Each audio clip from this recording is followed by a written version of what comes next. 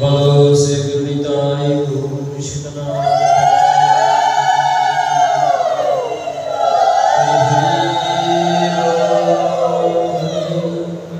जय जय राधा गोविंद गोपाल गिरिधारी प्रेमानंद हरि हरि बोल।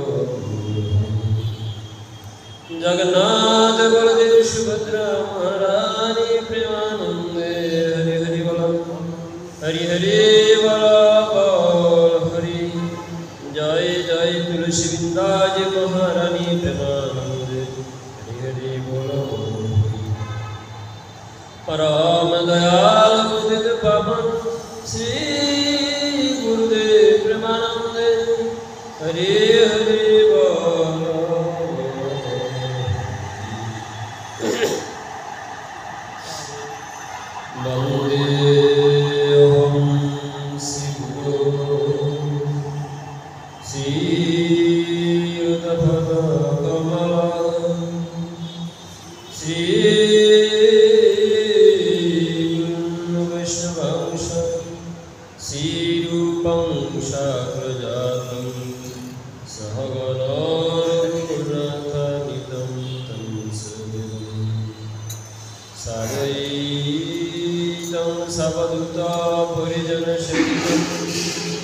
कृष्ण चैतन्य देवं श्री राधा कृष्ण पादान सहगण ललिता श्री सखानितं ओम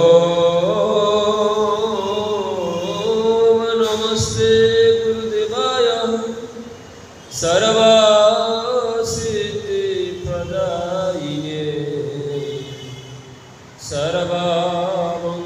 सर्वमंगलरूपाय सर्वानंद विजयी।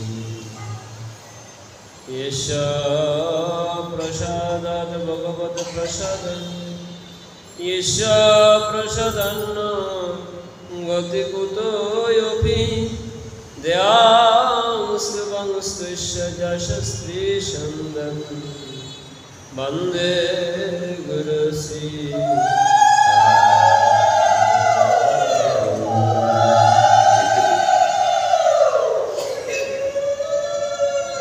नित्यानंद महं वन्दे कर्णिलुम्बितमौक्तिकं चैतन्यविराजरूपेण पवित्रीकृतं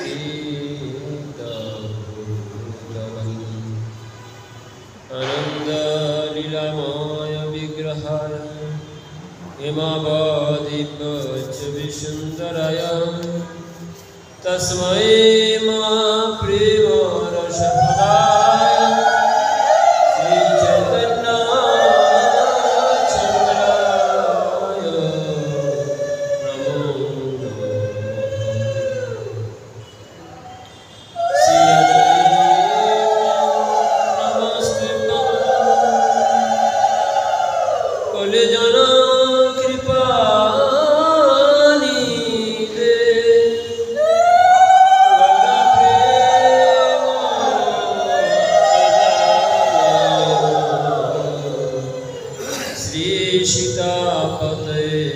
नमो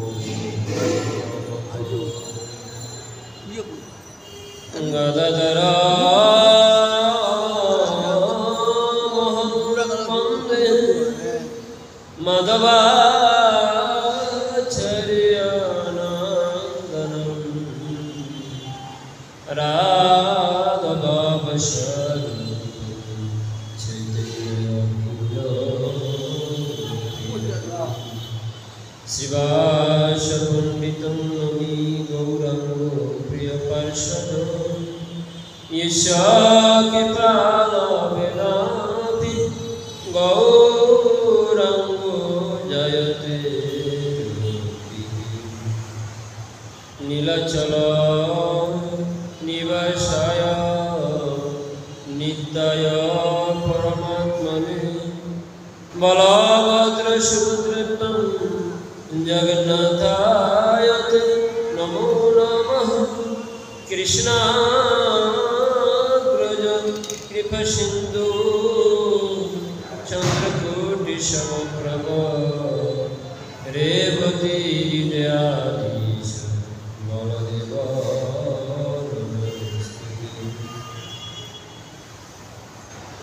नमो नेत्राय बिनुवाद्य बिनुदिनी राधाधार सुधाकानन शालिने नवीनां हेमगौराङ्गी प्रवरेन्दी परम्बरं वृषभानुसुतं वन्दे वृन्दावन लीलासी। तुलसीकाननं यत्र यत्र पद्मवनानि च पुराणपठनं यत्र तत्र सन्निहितो श्री सनातन भट्ट रघुना श्री भगवान भट्ट दासर गणा এই ছয় ঘোষের করে চরণ মঙ্গল যাহা হইতে বিঘ্ন নাশ অভিষ্ট এই ছয় গোসাই যারে করুণা করিবে অগ ব্রজ রাধা কৃষ্ণ সেবা অবশ্য পাইবে ভগবাঞ্ছা কল্পতরুভ্যস্য কৃপা সিন্ধুভ্যেব চ পতিতানাং পাবনেভ্যো বৈষ্ণবেভ্যো জয় গৌর নিত্যানন্দ জয় দ্বৈতা চন্দ্র গদাধর শিবশরী গুরুভক্ত বৃন্দ। জয় শ্রী কৃষ্ণ চৈতন্য প্রভু নিত্যানন্দ হরে কৃষ্ণ হরে রাম শ্রী রাধে গোবিন্দ। হরে কৃষ্ণ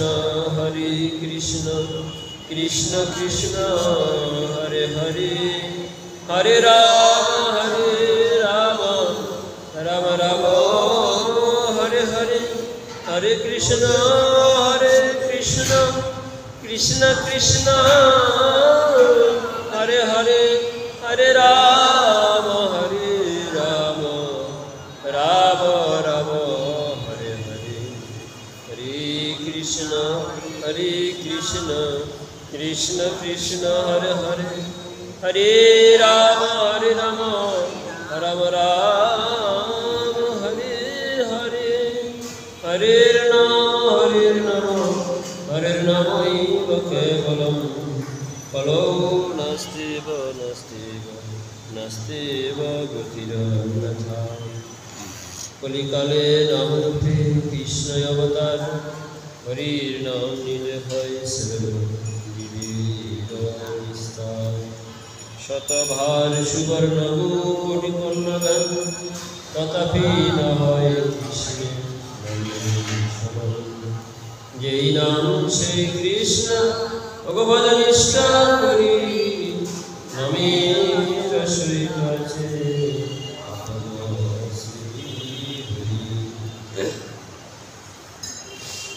জয়তাং শিরত পঙ্গুর মম মন্দমতে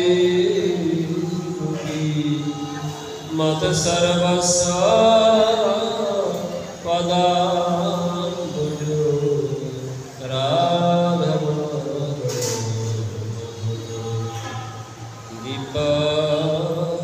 দীপবৃন্দম কল্পদ্রুম प्रमाद श्रीमद्रत्नगार सिंहासनस्थं श्रीमद्राधा शिलगोविन्ददेवो प्रेष्ठालीवि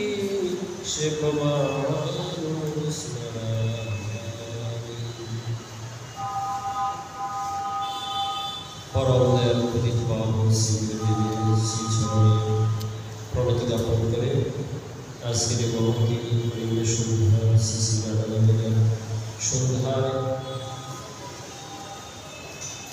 শ্রী শ্রী জগন্নাথ মন্দিরে উপস্থিত সুধীসজ্জন পিতৃগণ মণ্ডলী, মাতৃমণ্ডলী, সকল শহীদ মণ্ডলী, গৌরগত প্রাণ সুধীসজ্জন গৌরভক্তদের শ্রীচরণে প্রণতি।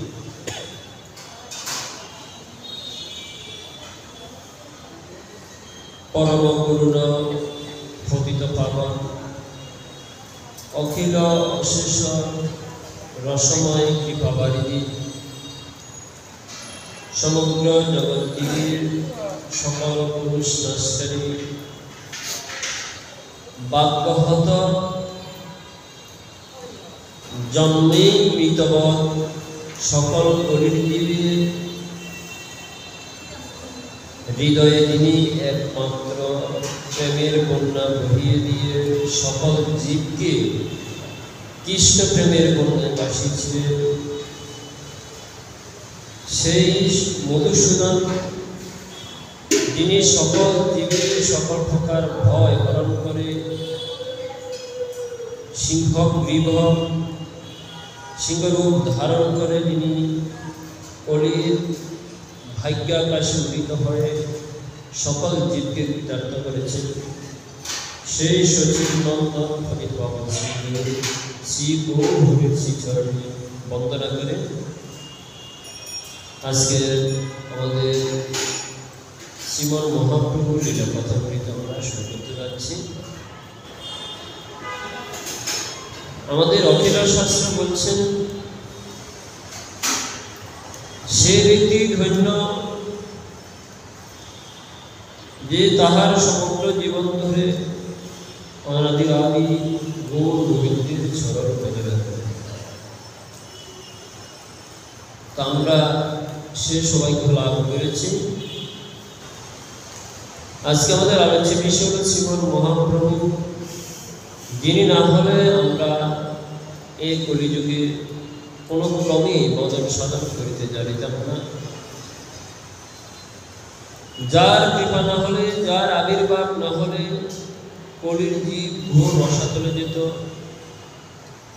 যাহার আবির্ভাব না হলে আমাদের সনাতন ধর্ম হয়তো এতদিনে আরো অনেক রসাতলে চলে যেত।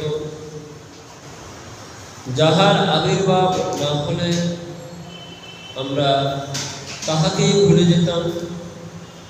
সেই গৌরহরি কলিযুগে আবির্ভূত হয়েছেন। শাস্ত্র বলছেন, শুক্ল রক্ত তথাপিতন, তিনি পূর্বে পীতবর্ণ ধারণ করে তাহার পূর্ববর্তী কলিতে আবির্ভূত হয়েছেন। তাহার পর তিনি শুক্লবর্ণ নবদুর্বাদলসেন শ্রী রামচন্দ্র রূপে জগতে আবির্ভূত হয়েছেন। যুগধর্মের প্রতিপালক হিসেবে শ্রীরামচন্দ্রের দেহের মূর্তি ছিল নবদুর্বাদলসেন, অর্থাৎ শুক্লবর্ণ। আর তিনি দাপর যুগে ইদানিং কৃষ্ণতাঙ্গত, তিনি কৃষ্ণবর্ণ রূপ ধারণ করে আবির্ভূত হয়েছিলেন। কিন্তু কলিযুগে তিনি গৌর বর্ণ, অর্থাৎ যাহাকে বলা পাণ্ডুবর্ণ, গৌর বর্ণ, হেমবর্ণ রূপ ধারণ করে আবির্ভূত হয়েছেন। তো সেই হেম বর্ণ ধারণকারী, সেই পাণ্ডুবর্ণ ধারণকারী, গৌর বর্ণ ধারণকারী শ্রীমতী রাধারানী ভাব ধারণকারী গৌরহরি, তিনি কলিযুগে আবির্ভূত হয়েছেন।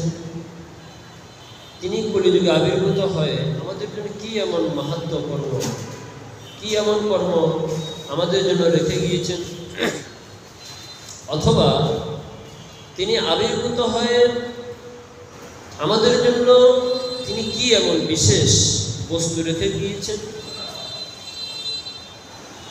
অথবা তিনি আবির্ভূত হয়ে আমাদের জন্য কি এমন বস্তু দান করে দিয়েছেন, অথবা তিনি জীবনে কি এমন মহান ত্যাগ করে গেছেন আমাদের জন্য। তার কি এমন ত্যাগ ছিল যে আমরা সেই সচিননন্দন গৌরহরিকে বন্দনা করব? আমরা রাধাকৃষ্ণ বন্দনা করবো, কেন গৌরহরিকে বন্দনা করব? তার ত্যাগের কি মহিমা, কি এমন ত্যাগ তিনি করেছেন, কি সুখ তিনি বিসর্জন দিয়েছেন, কি ভাব তিনি আস্বাদন করেছেন, কি শিক্ষা তিনি আমাদেরকে দিতে চেয়েছেন।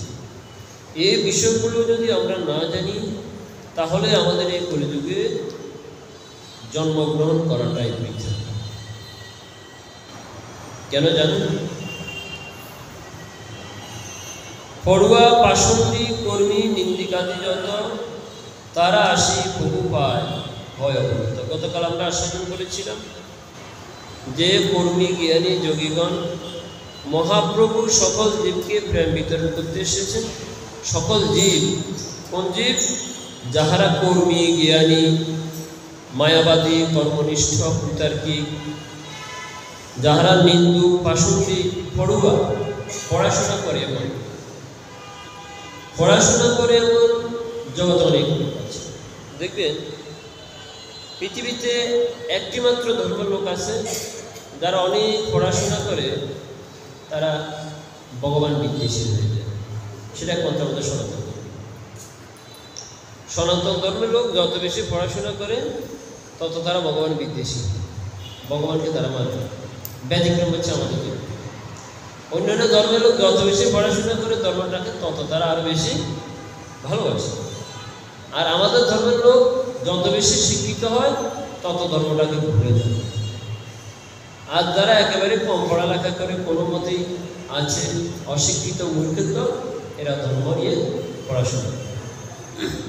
যেমন পিতার কোনো যদি 2-4টি সন্তান থাকে, যে সন্তানটি সবচেয়ে বেশি পড়াশোনা করে, ভালো পড়াশোনা করে, দেখা যায় সে ধর্ম মানেই। আর যে ছেলেটি কোনো পড়াশোনাই করে না, সে একেবারেই ধার্মিক বড় কিছু অনেক কিছু হয়েছে। যাকে নীতি কি প্রমাণিত হয়? ধর্ম শুধুমাত্র মূর্খ ব্যক্তিদের জন্য। মূর্খরাই শুধু ভগবানকে ভালোবাসে, ভগবানকে জানবে। আর যারা অনেক পড়াশোনা করে অনেক বিজ্ঞ হয়, তারা বুঝে গিয়েছে যে ভগবান বলে কিছু এরকম কিছু। আমরা যদি সনাতন ধর্মের প্রাচীনকাল থেকে দেখি, যাহারা মুনি ঋষিগণ, যাহারা বিজ্ঞগণ ছিলেন, যারা তপস্বী ছিলেন, যারা বিজ্ঞান ভিত্তিক জ্ঞান অর্জন করেছিলেন, তারা সকলে ছিল তারা। আর যত মূর্খের দল ছিল সবাই ছিল নির্ধারিত। তাই নয় কি? আমাদের সনাতন ধর্ম হচ্ছে বুদ্ধিজীবীদের, যারা বুদ্ধি নিয়ে গবেষণা করে, যারা বুদ্ধি দিয়ে জীবনটাকে পরিচালিত করে, বুদ্ধিজীবীদের। সনাতন ধর্ম হচ্ছে বিজ্ঞান ভিত্তিক ধর্ম। এবং শুধু তাই নয়, এই সনাতন ধর্ম হচ্ছে বিশাল ত্যাগের ধর্ম, যেখানে শুধু ত্যাগ দীক্ষা শিক্ষাই দেওয়া হয়। প্রত্যেক পথে রামায়ণ থেকে আপনারা দেখুন, ভগবান রামচন্দ্র কত বড় ত্যাগ স্বীকার করে দিয়েছে। কালকে রাজা হবেন, আজকে তিনি সে রাজ্য ত্যাগ করে বনে চলে গিয়েছে। তাই নয় কি? তো সেরকম আমার সচিনন্দন গৌরহরি আমাদের জন্য কি ত্যাগ দীক্ষা করেছে।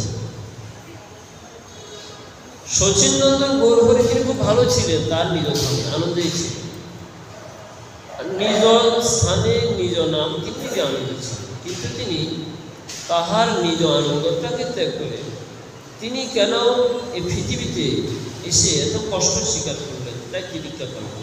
তার কারণটা কি? তাহার কারণটা হলো, তিনি প্রতিজ্ঞা করলেন যে কেহ কেহ এড়াইল প্রতিজ্ঞা হইল বঙ্গ, তা সভা ডুবাইতে পাতিব কিছু রঙ্গ। তিনি প্রতিজ্ঞা করলেন, কলির সকল জীবকে আমি কৃষ্ণ নাম প্রেমের বন্যায় ভাসাবই। প্রভুর এটা প্রতিজ্ঞা ছিল, সবাইকে আমি কৃষ্ণ নাম প্রেমের বন্যা ভাসাবো। কিন্তু দেখা গেল মহাপ্রভু যখন কৃষ্ণনাম প্রেমের বিতরণ করলেন, কৃষ্ণনামের বন্যা বইয়ে দিলেন, তখন যারা কুতার্কিক ছিল, যারা পড়ুয়া ছিল, তারা মহাপ্রভুর সেই প্রেমটাকে স্বীকার করে নেন। তারা পালিয়ে গিয়েছিল। তারা বলছে না, আমরা এই প্রেম মানি, আমরা এই প্রেম গ্রহণ করব না। এখন মহাপ্রভু ভাবলেন, সর্বনাশ, আমি তো যে প্রতিজ্ঞা করেছি আমার প্রতিজ্ঞা তো পূর্ণ হইল। তো অতএব আমি যে নাম দিয়েছি আমার গোলকের গুপ্তধন, সেটা তারা স্বীকার করিল না, কিন্তু তাহাদেরকে স্বীকার করিয়া লওয়াইতে হইবে। অন্যদিকে ভগবান ধর্ম শিক্ষা দিচ্ছেন, মানলে মানো, না মানলে না। তুমি মানলে আমাকে পাবে, না মানলে তুমি নরকে পৌঁছে গেলে পারবে, আবার কি কথা।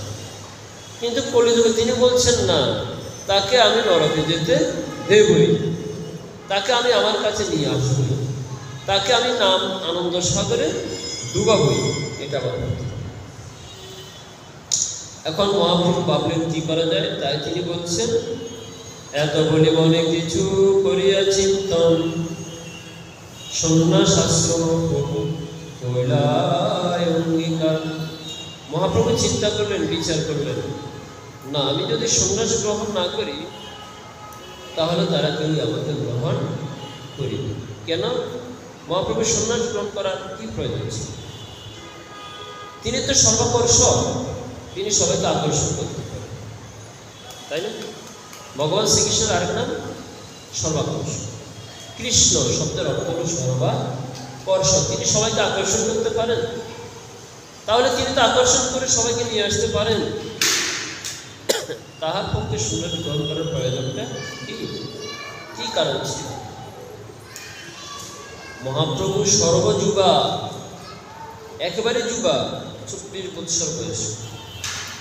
1467 মহাপ্রভু ফাল্গুন মাসের পূর্ণিমা তিথিতে আবির্ভূত হয়েছিল। 24 বৎসর যেই শেষ মাঘ মাস, তাহার শুক্লপক্ষে প্রভু করিলা সন্ন্যাস।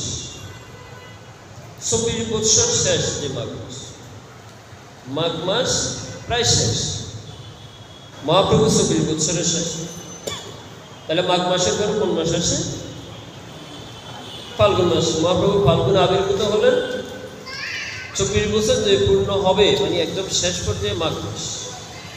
সেই মাঘ মাসে মহাপ্রভু শুক্লপক্ষে সন্ন্যাস গ্রহণ করিলেন। শাস্ত্র বলছে, যেদিন মহাপ্রভু সন্ন্যাস গ্রহণ করছেন সেদিনটাও ছিল পূর্ণিমা তিথি, শুক্লপক্ষে পূর্ণিমা তিথি। যেদিন তিনি আবির্ভূত হয়েছেন সেদিনটাও ছিল পূর্ণিমা তিথি। তাহলে তার 24 বছর পূর্ণ হলো, 25 বছর প্রায় শুরু। সে সময় মহাপ্রভু সন্ন্যাসটা করেন। তাহলে 24 বছর বয়সী একজন বালক বা ব্যক্তি, তার দেহের গঠনটা কেমন থাকে? যুবক, অতি সুন্দর মনোহর। তাহলে মহাপ্রভু তো অত্যন্ত যুবা ছিলেন, এবং দেখতে যেমন তিনি আদানুলম্বিত ভুজ, লম্বা সুঠাম দেহের অধিকারী, নীরব, এবং তাহাকে দেখিলেই সকলের হৃদয় এমনিতেই গলে যেত।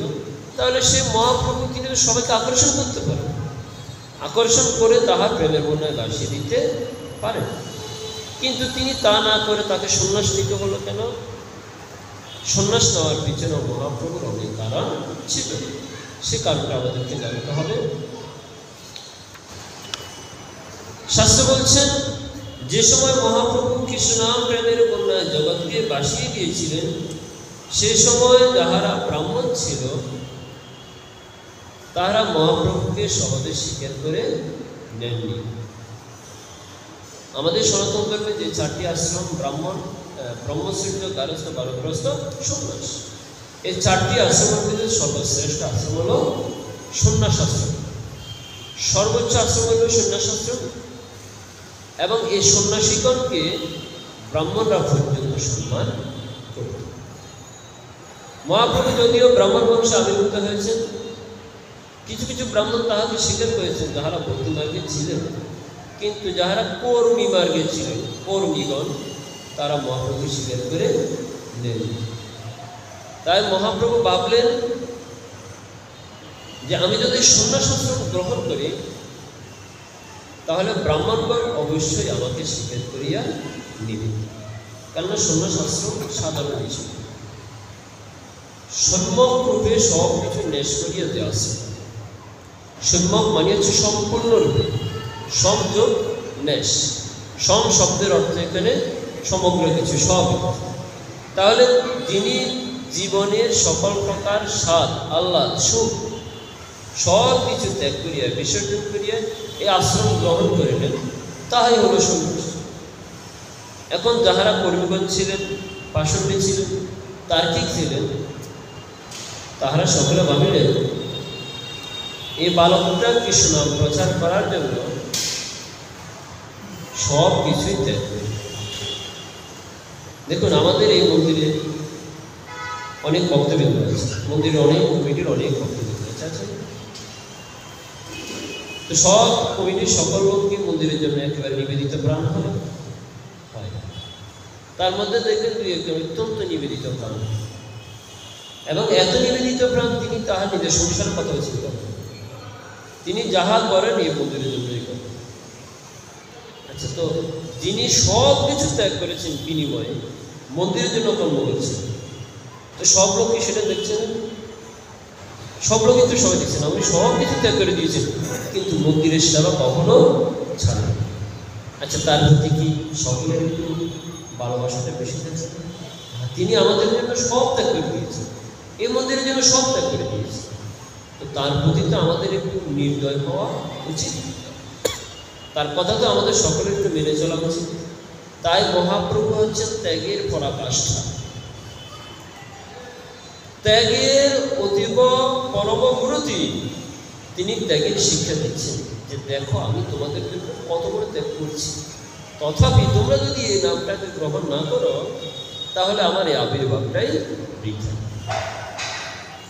তো মহাপ্রভু কেন এত বড় ত্যাগ স্বীকার করলেন না? মহাপ্রভু দেখছেন আমি যে নামটা নিয়ে এসেছি, যদি কারোর হৃদয়ে অপরাধ থাকে তাহলে এই নাম কখনো তাহার হৃদয়ে অবস্থান করতে পারবে। তাই কর্মীজ্ঞানী পাষণ্ডীগণ তারা অপরাধ করিলেন তার চরণে, মহাপ্রভুর চরণে। আচ্ছা, কেউ যদি কোনো কিছু যে সে কাউকে দিতে চায়, কেউ যদি গ্রহণ না করে, তিনি কি তার উপর রাগ করতে পারেন? পারেন না। যদি কেউ তার কাছে চায়, তিনি হয়তো তার উপর রাগ দেখাতে পারেন, কিন্তু তিনি তো দেশে দেশে দিবেন। বলছেন আমি বিনামূল্যে বিক্রয় করব, তোরা কে কে নিবি?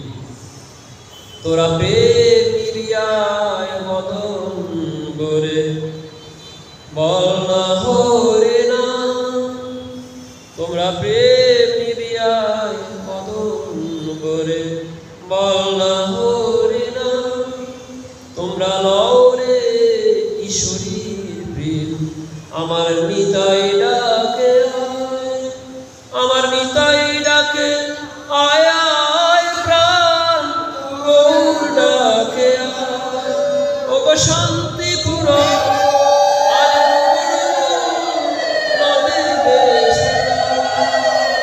তোরা প্রেম নিবিয়ায় মদন করে বল না হরি না, তোরা প্রেম নিয়া। কিন্তু তারা কি করলেন? তা গ্রহণ না করে মহাপ্রভুকে নিন্দা করলেন। তাতে তাদের কি হলো? মহাপ্রভুর শ্রীচরণে অপরাধ। কিন্তু এখন শাস্ত্র বলছেন যে তিনি যদি যেচে যেচে নাম দিবেন তাহলে তিনি তাদের অপরাধী বেরিবেন কেন? তিনি তো স্বেচ্ছা দিচ্ছেন, কেউ গ্রহণ করলো না করে তার ব্যক্তিগত ইচ্ছা, তিনি তো তার উপর কোনো রাগ নিতে পারেন না, অপরাধ নিতে পারেন না।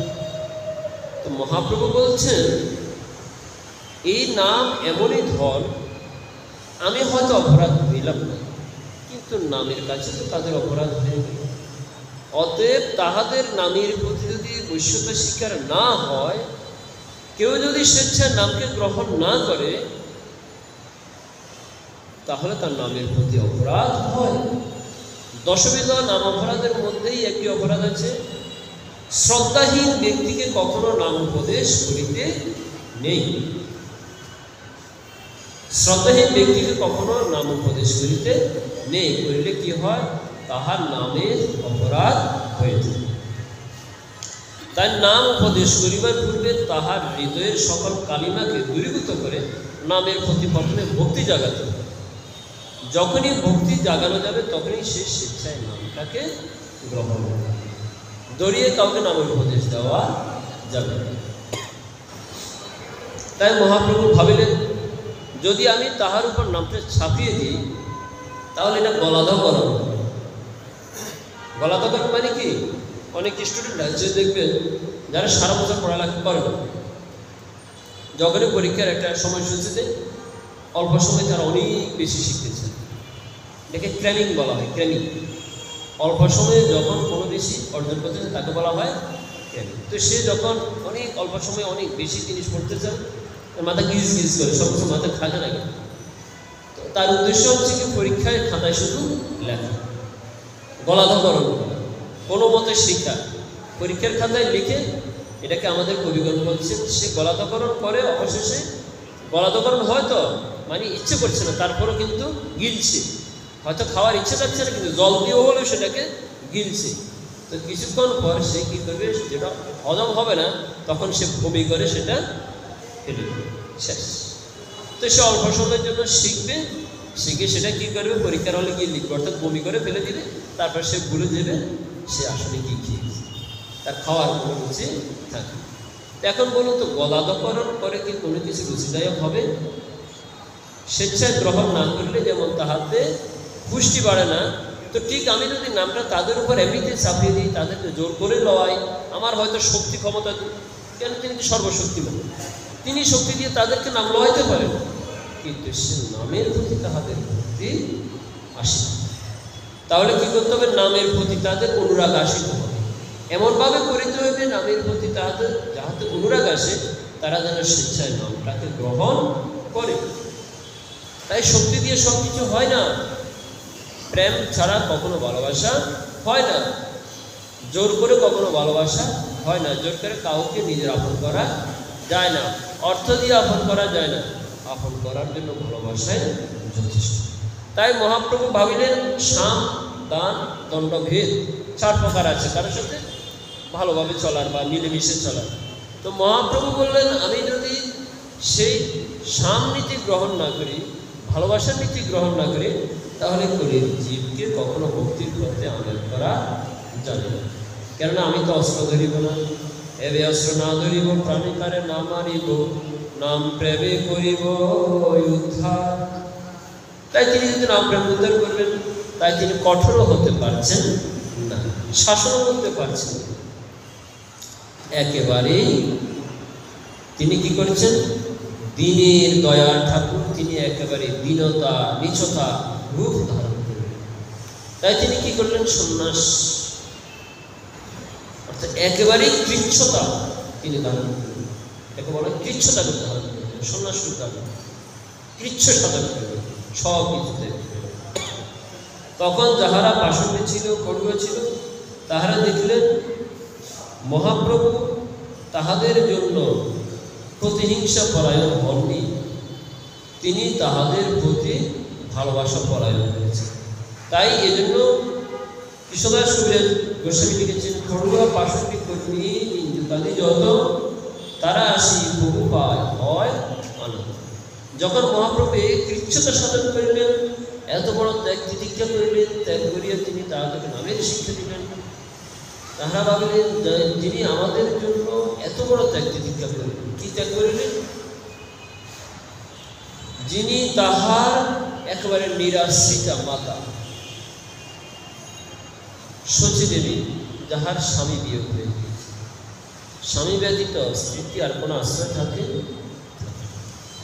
যদি সন্তান থাকে সন্তানগত হয় একজন নারীর জন্য আশ্রয়, কিন্তু শচী দেবীর একে একে 8টি সন্তান জন্মগ্রহণ করে মারা গেল। তারপর নবম সন্তান আসলেন বিশ্বরূপ, তাও তিনি কি করলেন, সন্ন্যাস ধারণ করে গৃহত্যাগ করে চলে গেলেন। বলুন, একজন মাতার যদি 8টি সন্তান মৃত্যুবরণ করে, যে সন্তানটি জীবিত আছে সেও যদি সংসার ত্যাগ করে চলে যায়, তার স্বামীও যদি মারা যায়, তাহার মতো অবাগিনী দুঃখী জগতে আর কেউ হতে পারে। তাই নিরাশ্রিতা মাতা একমাত্র হাতের পাশ, হাতের দোষটি, অন্ধের দোষটি একমাত্র হচ্ছেন নিমাই। তিনি ছাড়া তো আর কেউ নেই। দশম সন্তান রূপে আবির্ভূত হলেন নিমাই, তাও তিনি সন্ন্যাস নিয়ে চলে গেলেন। মায়ের কি আর কেউ রইল?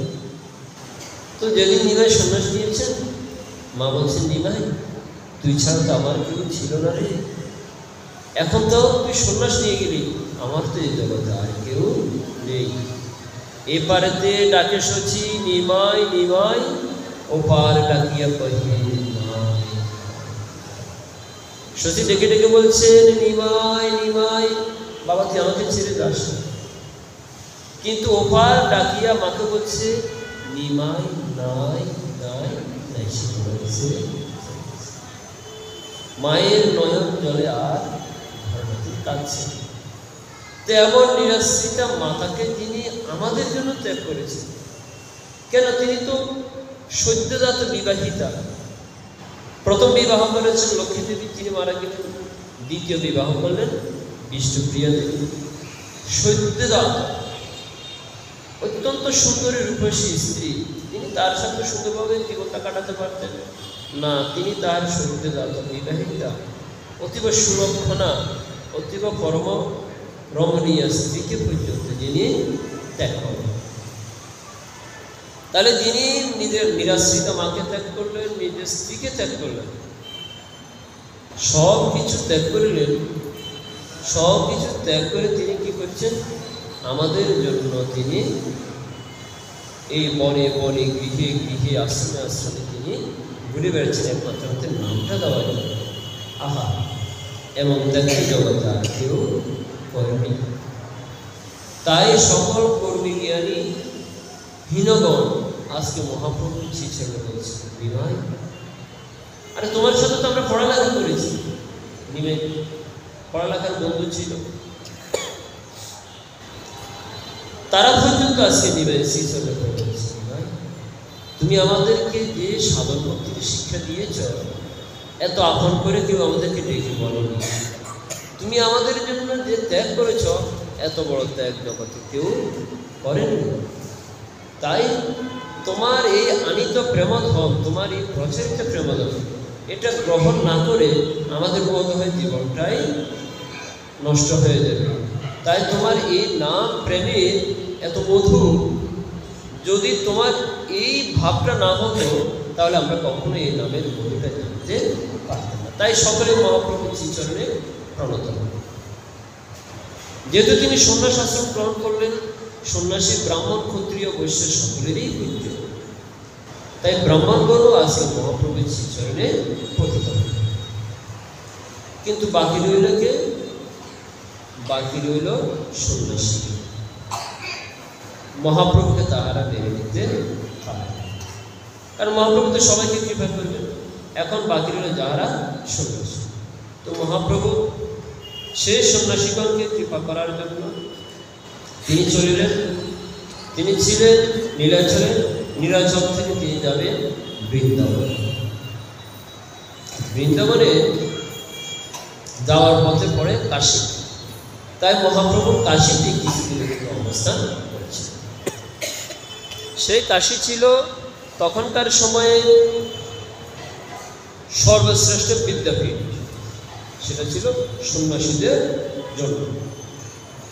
এমনিতে কাশী তখনকার সময় ছিল অত্যন্ত বড় বড় যাহারা বিদ্বান পণ্ডিত তাহাদের জন্য, এবং সংস্কৃত শিক্ষার জন্য সবচেয়ে বড় বিদ্যাপীঠ ছিল কাশী।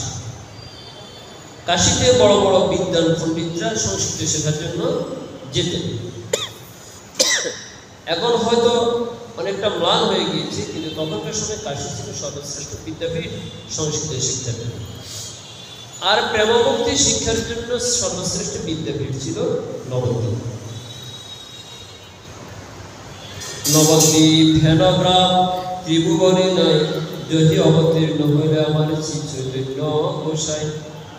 নবদ্বীপ এমন একটি গ্রাম যেখানে পড়িলে সে ভক্তিরস পায়। যদি ভক্তিরস আস্বাদন করতে হয় তাহলে যেতে হবে কোথায়? নবদ্বীপ।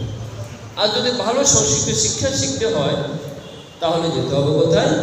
কাশী, যেখানে শঙ্করাচার্য পর্যন্ত তপস্যা করেছিলেন, জ্ঞান চর্চা করেছিলেন, জগৎ জীবকে জ্ঞানের শিক্ষা দিয়েছিলেন।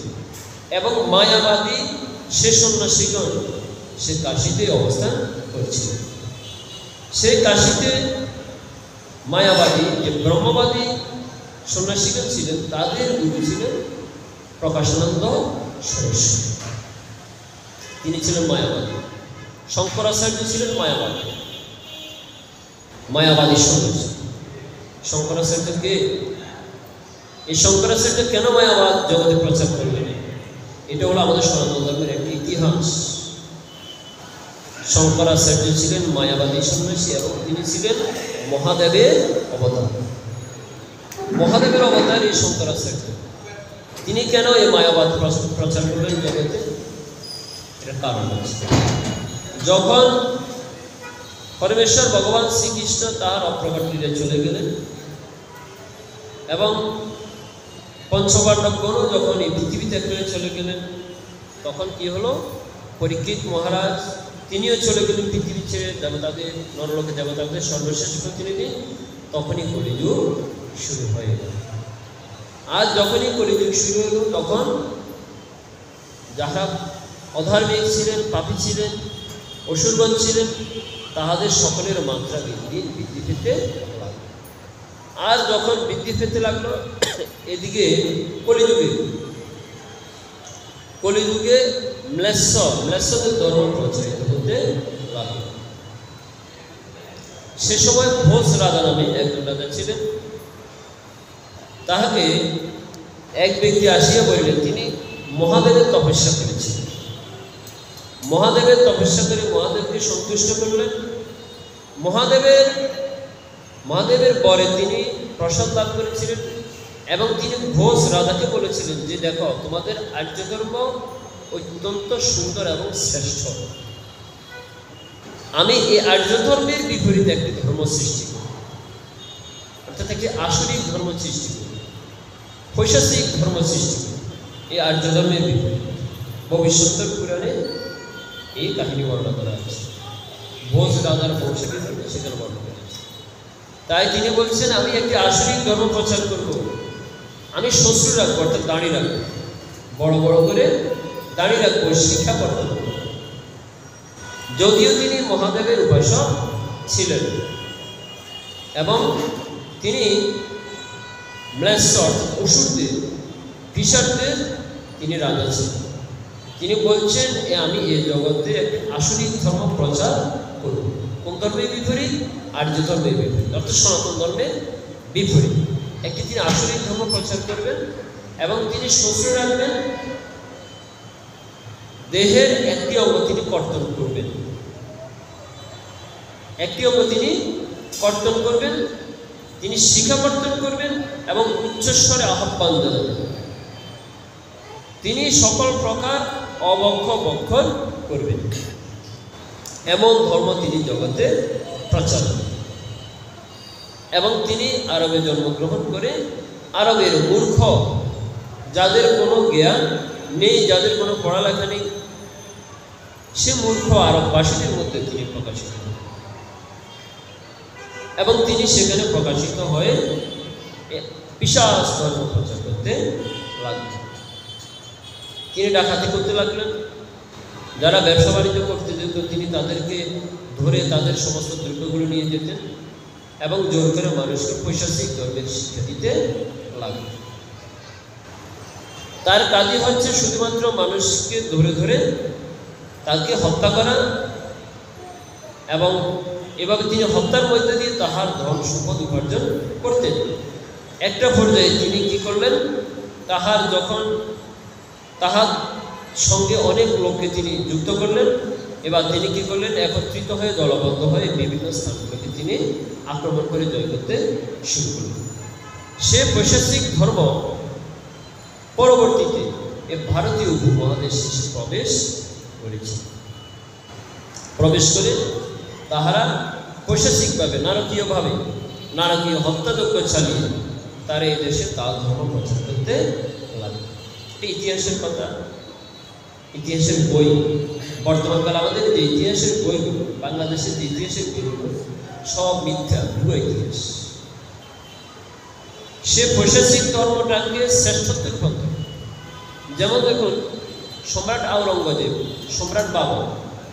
সম্রাট বাবরকে বলা ইতিহাসের নায়ক, সম্রাট। কিন্তু তিনি কি কর্ম করেছেন? তিনি লক্ষ লক্ষ হিন্দুকে নিধন করেছেন। লক্ষ লক্ষ হিন্দুকে নিধন করে, লক্ষ লক্ষ মন্দির ধ্বংস করে, তার উপর অনেক মন্দির স্থাপন করেছেন। আচ্ছা, অন্যের ধর্মীয় উপাসনালয় ভেঙে সেখানে যদি বৈশাসিকভাবে মানুষকে হত্যা করে যদি সেখানে অন্য কোনো একটি মত স্থাপন করা হয়, নির্দোষ মানুষকে হত্যা করে যদি কোনো একটি মত স্থাপন করা হয়, এটাকে কি আসলে কি কোনো ধর্ম বলা যাবে? এটাকে কি ভালো কিছু বলা যাবে? না। মানুষকে ভালোবেসে যদি আমার ধর্মটাকে প্রচার করা যায়, সেটা হলো ধর্ম। কিন্তু মানুষকে জোর জবরদস্তি করে হত্যা করে যদি ধর্ম প্রচার করা হয়, এটাকে কি ধর্ম বলা যাবে? এটা তো নারকীয় হত্যা, বৈশাসিক বিষয়। তো সে কর্ম তিনি করেছেন, অথচ ইতিহাসের পাতা লেখা আছে তিনি সম্রাট বাবর, ইতিহাসের নায়ক। তা ইতিহাসের যে বইগুলো, এগুলোতে মিথ্যা তথ্য ছাপা আছে, সত্য নয়। সে সময় যাহারা সেই অবস্থাগুলো দেখেছেন, ঘটনাগুলো দেখেছেন, সেই সমস্ত ঐতিহাসিকদের গ্রন্থগুলো আপনারা পড়বেন। এগুলো অনলাইনে পাওয়া যায়। সে গ্রন্থগুলো আপনারা পড়লে বুঝবেন তৎকালীন সময়ে এই আর্য ধর্ম অর্থাৎ ভারতীয় উপমহাদেশে হিন্দুদের উপর কী অত্যাচার হয়েছে, কঠিনভাবে অত্যাচার হয়েছিল। না হলে এই আর্য ধর্মের আজকে অধঃপতন হতো। তখন তারা জোর করে করে পুরুষদেরকে হত্যা করত, আর নারীদেরকে গনিমতের মাল হিসেবে তাহারা ভোগ করত। ওই ধর্মের কাজই এটা, পুরুষদেরকে হত্যা করা আর নারীদেরকে ভোগ করা। আর যে সমস্ত বালকগণ যাহাদের দেহে পশম উঠিয়াছে তাহাদেরকে হত্যা করত, আর যাহারা একেবারে নাবালেগ তাহাদেরকে তাহাদের দাসরূপে স্বীকার করিয়ে দিত, তাহাদেরকে দিয়ে কাজ করাত। তৎকালীন সম্রাটগণ এইভাবে হিন্দু ধর্মের উপর অত্যাচার করেছিল। আজকে এখনো ভারতের অনেক মসজিদ যাহার নিচে এখনো হিন্দু ধর্মের প্রত্নতত্ত্ব পাওয়া যাচ্ছে, যেমন রাম মন্দির। তার মধ্যে সবচেয়ে প্রকৃষ্ট একটি উদাহরণ যে রাম মন্দির, যাহার নিচে এখনো প্রত্নতত্ত্ব, হিন্দু ধর্মের মন্দিরের ভগবানের অনেক মূর্তির বিগ্রহের এখনো প্রত্নতত্ত্ব পাওয়া গিয়েছে, শিলালিপি পাওয়া গিয়েছে। সনাতন ধর্মের যে সংস্কৃত অক্ষরে লেখা যে শিলালিপি, সেটাও পাওয়া গিয়েছে। এরকম অসংখ্য অসংখ্য লক্ষ লক্ষ মসজিদ যদি এখনো ভালোভাবে তাহার নিচে খনন করা হয়, এখনো লক্ষ লক্ষ মন্দির সেখানে পাওয়া যাবে, যেগুলো লুপ্ত হয়ে গিয়েছে। এই রাজারা, এই সম্রাটেরা শত শত বছর ধরে এই সনাতন ধর্মের শুধুমাত্র ধ্বংস আর ধ্বংস করছে। পৃথিবীর সর্বশ্রেষ্ঠ লাইব্রেরি ছিল নালন্দা বিশ্ববিদ্যালয়, যেখানে বড় বিখ্যাত লাইব্রেরি ছিল বৌদ্ধ ধর্মের। সে বৌদ্ধ ধর্মের সকল গ্রন্থগুলোকে তারা ঘুরিয়ে দিয়েছে। ইতিহাস আমাদেরকে জানতে হবে। তখন এইভাবে যখন তাহারা সমগ্র ভারতবর্ষে শাসন করতে লাগলো, শাসন করতে করতে এভাবে কয়েক শত বছর চলে গিয়েছে। আচ্ছা, যাহার পিতা তার পিতা তাহার পিতা, তাহার পিতা যদি হিন্দু হয়, তাহার পিতা পরবর্তী প্রজন্মে যদি জোর অথবা অন্য কোনো তার বশত অন্য কোনো একটি মত গ্রহণ করে, তার পরবর্তী পরম্পরা তো সে ধর্মের অনুসারী থাকবে, তো তাহারা তো ভুলে যাবে। যেমন বাংলাদেশে এখনো অনেকে বলেন যে যদি কেউ আপনারা সনাতন ধর্মকে ঘৃণা করেন, আপনি আপনার পৈতৃক বংশানুক্রমে গিয়ে দেখেন আপনার পিতৃপুরুষ সকলেই হিন্দু ছিল, সকলেই হিন্দু ছিল, আজকে আপনি অন্য ধর্ম পালন করছেন। এটি সত্য বটে। তো তখন আমাদের এই সনাতন ধর্মে যাহারা ব্রাহ্মণ ছিল তাদের দ্বারা নিষ্পেষিত হয়ে, যাহারা জমিদার ছিল তাহাদের দ্বারা নিষ্পেষিত হয়ে যখন দলে দলে মানুষ অন্য ধর্মে চলে ছিল, ম্লেচ্ছদের ধর্ম গ্রহণ করছিল, তখন তাহাদেরকে আটকানোর আর কোনো উপায় ছিল না। তখন ভগবান শঙ্কর, ভগবান মহাদেব শঙ্কর রূপে জগতে আবির্ভূত হলেন। তিনি মায়াবাদ রূপে আবির্ভূত, মায়াবাদ ধর্ম প্রচার করে তিনি জগৎকে শিক্ষা দিলেন যে এখানে কোনো উচ্চ নিচু নেই, তোমরা সবাই এখানেই থাকো, সবাই ব্রহ্মের উপাসনা করো। তাই তিনি সবাইকে ব্রহ্মের উপাসনা করার শুরু করে দিলেন। কি জন্য শঙ্করাচার্যের আবির্ভাব হলো? দলে দলে মানুষ যখন সনাতন ধর্মকে ত্যাগ করে ম্লেচ্ছ ধর্ম গ্রহণ করছিল, তাই মানুষকে নিজ ধর্মে রাখার জন্য ভগবান শঙ্করাচার্যের রূপে আবির্ভূত হলেন, নতুবা এই মায়াবাদের প্রচারের কোনো প্রয়োজন ছিল। তাই এই শঙ্করাচার্য মহাদেবের অবতার, অর্থাৎ ভগবানেরই একটি অবতার। যখন তিনি এই শঙ্করাচার্য মায়াবাদ প্রচার করেন, কিন্তু এই মায়াবাদ কিন্তু শুদ্ধ ভক্তিবাদ নয়, এটা আপাতত ঠেকানোর জন্য তিনি এই প্রচেষ্টা করেন। পরবর্তীতে মহাপ্রভু যখন আবির্ভূত হলেন বলছেন, এই মায়াবাদীর বাইশ্য শুনিলে হয় সর্বনাশ। কেননা এই মায়াবাদী হচ্ছে নিজেকে ব্রহ্মের সমতুল্য মনে করে, ব্রহ্ম সত্য জগৎ মিথ্যা। অতএব যখন জীব নিজেকে ব্রহ্মময় মনে করবে, নিজেই ব্রহ্ম, তখন কি হবে? নিজের সর্বনাশ হবে। কেন? জীব নিত্য কৃষ্ণদাস, আমরা হচ্ছে সকলে ভগবানের নিত্য কৃষ্ণদাস। এখন আমি যদি স্বয়ং নিজেকেই কৃষ্ণ মনে করি, ব্রহ্ম মনে করি, তাহলে কি হবে? এই মায়াবাদীর ভাষ্য শুনিলে হয় সর্বনাশ। তো সেই শঙ্করাচার্যের অনুগত, শঙ্করাচার্য পরম্পরাক্রমে প্রকাশানন্দ সরস্বতী ছিলেন সেই মার্গের একজন গুরু, এবং শুধু তাই নয়, তাহার 10,000 সন্ন্যাসী শিষ্য ছিল। আমাদের গুরুদেবের কতজন শিষ্য ব্রহ্মচারী একটু খেয়াল করে দেখুন। সন্ন্যাস তো অনেক অনেক পরের কথা। সে প্রকাশানন্দ সরস্বতীর 10,000 শিষ্য ছিল শুধু সন্ন্যাসী। তাহলে তিনি কত বড় মহান তপস্বী, যার 10,000 শিষ্য সন্ন্যাসী। আরে সন্ন্যাসীদের তপস্যাতে তিনি অনেক।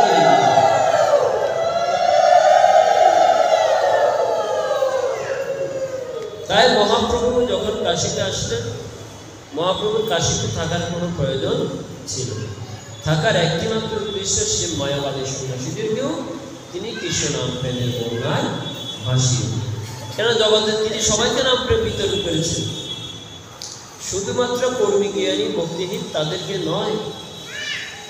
মহাপ্রভু যখন জারিখণ্ডে গিয়েছিলেন, সে জারিখণ্ডে যাওয়ার পথে তিনি পশুকে, বনের পশুকে পর্যন্ত নাম প্রেম বিতরণ করেছেন।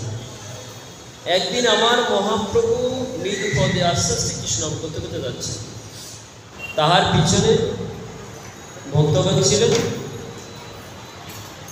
যখন তিনি মূল পথ ত্যাগ করে উপপথ দিয়ে যাচ্ছেন বনে, তখন সে বনের পথে এক ব্যাঘ্র বা বনের পথে শুয়েছে। কারণ এখন তো হয়তো অনেক বন উজাড় করে দিয়ে মানুষ এখন বসবাস করছে। আগে যেখানে ছিল সমস্ত বন আর বন, এখন হয়ে গেল শহর। নবদ্বীপ ছিল একটি গ্রাম, এখন আপনি গিয়ে দেখুন নবদ্বীপ একটা বিশাল শহর। বৃন্দাবন ছিল একটি সম্পূর্ণ গ্রাম, সেখানে বন আর বন ছাড়া কিছুই ছিল না। আপনি বৃন্দাবনে গিয়ে দেখেন এখন সকল বিল্ডিং আর বিল্ডিং, ভবন আর ভবন। আগের মতো কি আর সে স্থান আছে? নেই। তো ওই জারিখণ্ডে যখন মহাপ্রভু যাচ্ছিলেন বনের পথে, পথে এক ব্যাঘ্র করিয়াছে স্বয়ং।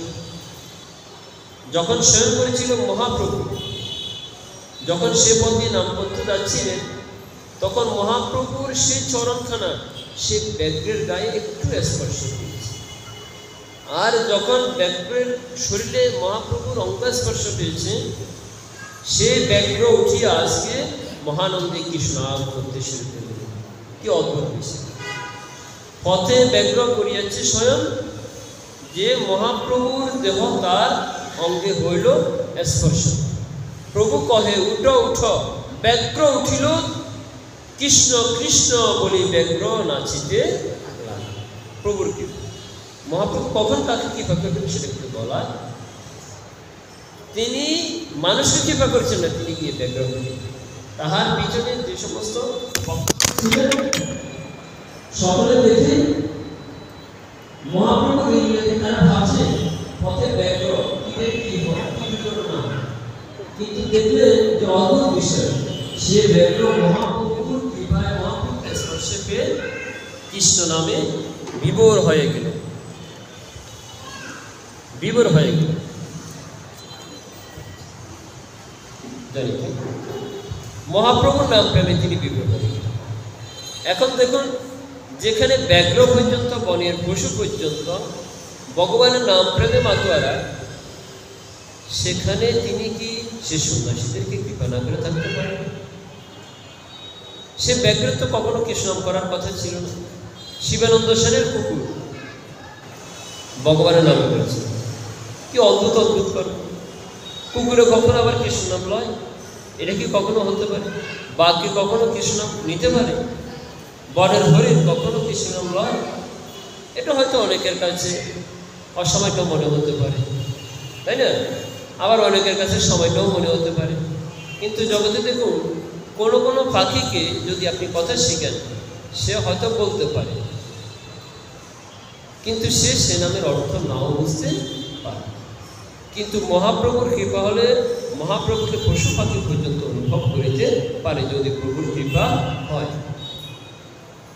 এই কলিযুগে মহাপ্রভুর লীলা হচ্ছে কোটি সমুদ্র গম্ভীর। সমুদ্র গম্ভীর মানে কোটি কোটি সমুদ্রের, একটি সমুদ্রে যেমন গভীরতা, মহাপ্রভুর লীলা হচ্ছে কোটি সমুদ্র গম্ভীর। এটা বোঝার মতো সামর্থ্য জগতের সাধারণ মানুষের নেই। তাই মহাপ্রভু যখন সে কাশীতে অবস্থান করছেন, কাশীতে মায়াবাদীগণ মহাপ্রভুকে নিন্দা করতে লাগলো। আচ্ছা, সন্ন্যাসী নিন্দা করবে? সন্ন্যাসী তো সন্ন্যাসীকে ভালোবাসার কথা, তাই না? নিন্দা করবে কেন? না, মহাপ্রভু সন্ন্যাস নিয়েছেন বটে। সন্ন্যাস নিয়ে তিনি কিন্তু সন্ন্যাসীর যে কর্ম, অর্থাৎ আশ্রম গ্রহণগুলো আশ্রমে নির্ধারিত কর্ম থাকে। যেমন ব্রহ্মচর্য, একজন ব্রহ্মচারী তিনি একবার স্নান করবেন। ব্রহ্মচারী স্নান হলো দিনে একবার। গারস্থের স্নান দিনে কয়বার বলুন? আপনারা তো সবাই গৃহস্থ। গারস্থদের স্নান হচ্ছে দিনে 2 বার। ব্রহ্মচারী স্নান হলো দিনে একবার। গারস্থ যারা, তাদের স্নান হলো দিনে 2 বার। যারা বানপ্রস্থী, তাদের স্নান হলো দিনে 3 বার। আর সন্ন্যাসীর ক্ষেত্রে কোনো লিমিট নেই। সন্ন্যাসী না করলেও সমস্যা নেই, যতবার করে তাতে কোনো সমস্যা নেই। কেননা সন্ন্যাসী সব কিছুর ঊর্ধ্বে, সে সর্বদা শুদ্ধ, সত্য, পবিত্র। কারণ সন্ন্যাসী তো রাত্রে হয়তো ঘুমাই, 2 চোখ বন্ধ করে যে ভগবানকে ডাকছে, স্মরণ করছে, সে স্মরণেই আছে। এই স্মরণটাই হয়তো তার নিদ্রা। যখন আমরা ঘুমাই তখন আমাদের শরীর কি হয়? অপবিত্র। শাস্ত্র বলছে যখন আমরা ঘুমাবো তখন আমাদের শরীরটা অপবিত্র হয়ে যাবে, তখন স্নান করতে হবে। স্নান করা বিধি। কেননা যখন আমরা নিদ্রা যাব তখন আমাদের দেহে অনেক ধর্ম নির্গত হয়, হ্যাঁ, এবং আমাদের মলদান দিয়ে হয়তো মল আসতে পারে। এই জন্য স্নান করলে কি হয়? মানুষ অপবিত্র হয়, এই জন্য স্নান করা বিধি হয়। আর দিবানিদ্রা একেবারেই অবিধি। দিবানিদ্রা গ্রহণ করলে কি হয়? শাস্ত্র বলছে দিবানিদ্রা আয়ু হয়। দিনের বেলা নিদ্রা গেলে পরমায়ু আস্তে আস্তে কমে যায়। দিবানিদ্রা আয়ু হয়, এই জন্য দিবানিদ্রা দিতে নেই। নিদ্রা দেওয়ার সময় হচ্ছে রাত্রি। এখন সন্ন্যাসীর জন্য তো স্নানের কোনো লিমিট নেই। এখন তিনি যেহেতু সন্ন্যাসী, তার তো নির্ধারিত কিছু কর্ম থাকবে। ব্রহ্মচারী কি করবেন? ব্রহ্মচারীর কাজ হচ্ছে জ্ঞান অর্জন করা, তিনি জ্ঞান লাভ করবেন। গারস্থ তিনি সংসার ধর্ম পালন করবেন, স্ত্রী, পুত্র, পরিবার, প্রতিজন আত্মীয় স্বজন এবং ভগবানের সেবা করবেন। সর্বদা গৃহস্থের কাজ হচ্ছে সর্বদা অতিথি সেবা, বৈষ্ণব সেবা। কি সেবা করা? অতিথি সেবা করা। কেননা তিনি গৃহস্থ, তিনি গৃহস্থ জীবন পালন করতে গিয়ে তার অনেক পাপ হচ্ছে। একজন গৃহস্থের দৈনন্দিন 5 ধরনের পাপ হয়। তিনি পঞ্চঋণের সর্বদা ঋণী। পিতৃঋণ, মাতৃঋণ, দেবঋণ, ঋষিঋণ, ভূতঋণ, তাহার 5 ধরনের সর্বদা ঋণী। তাকে ঋণী হতে হয়।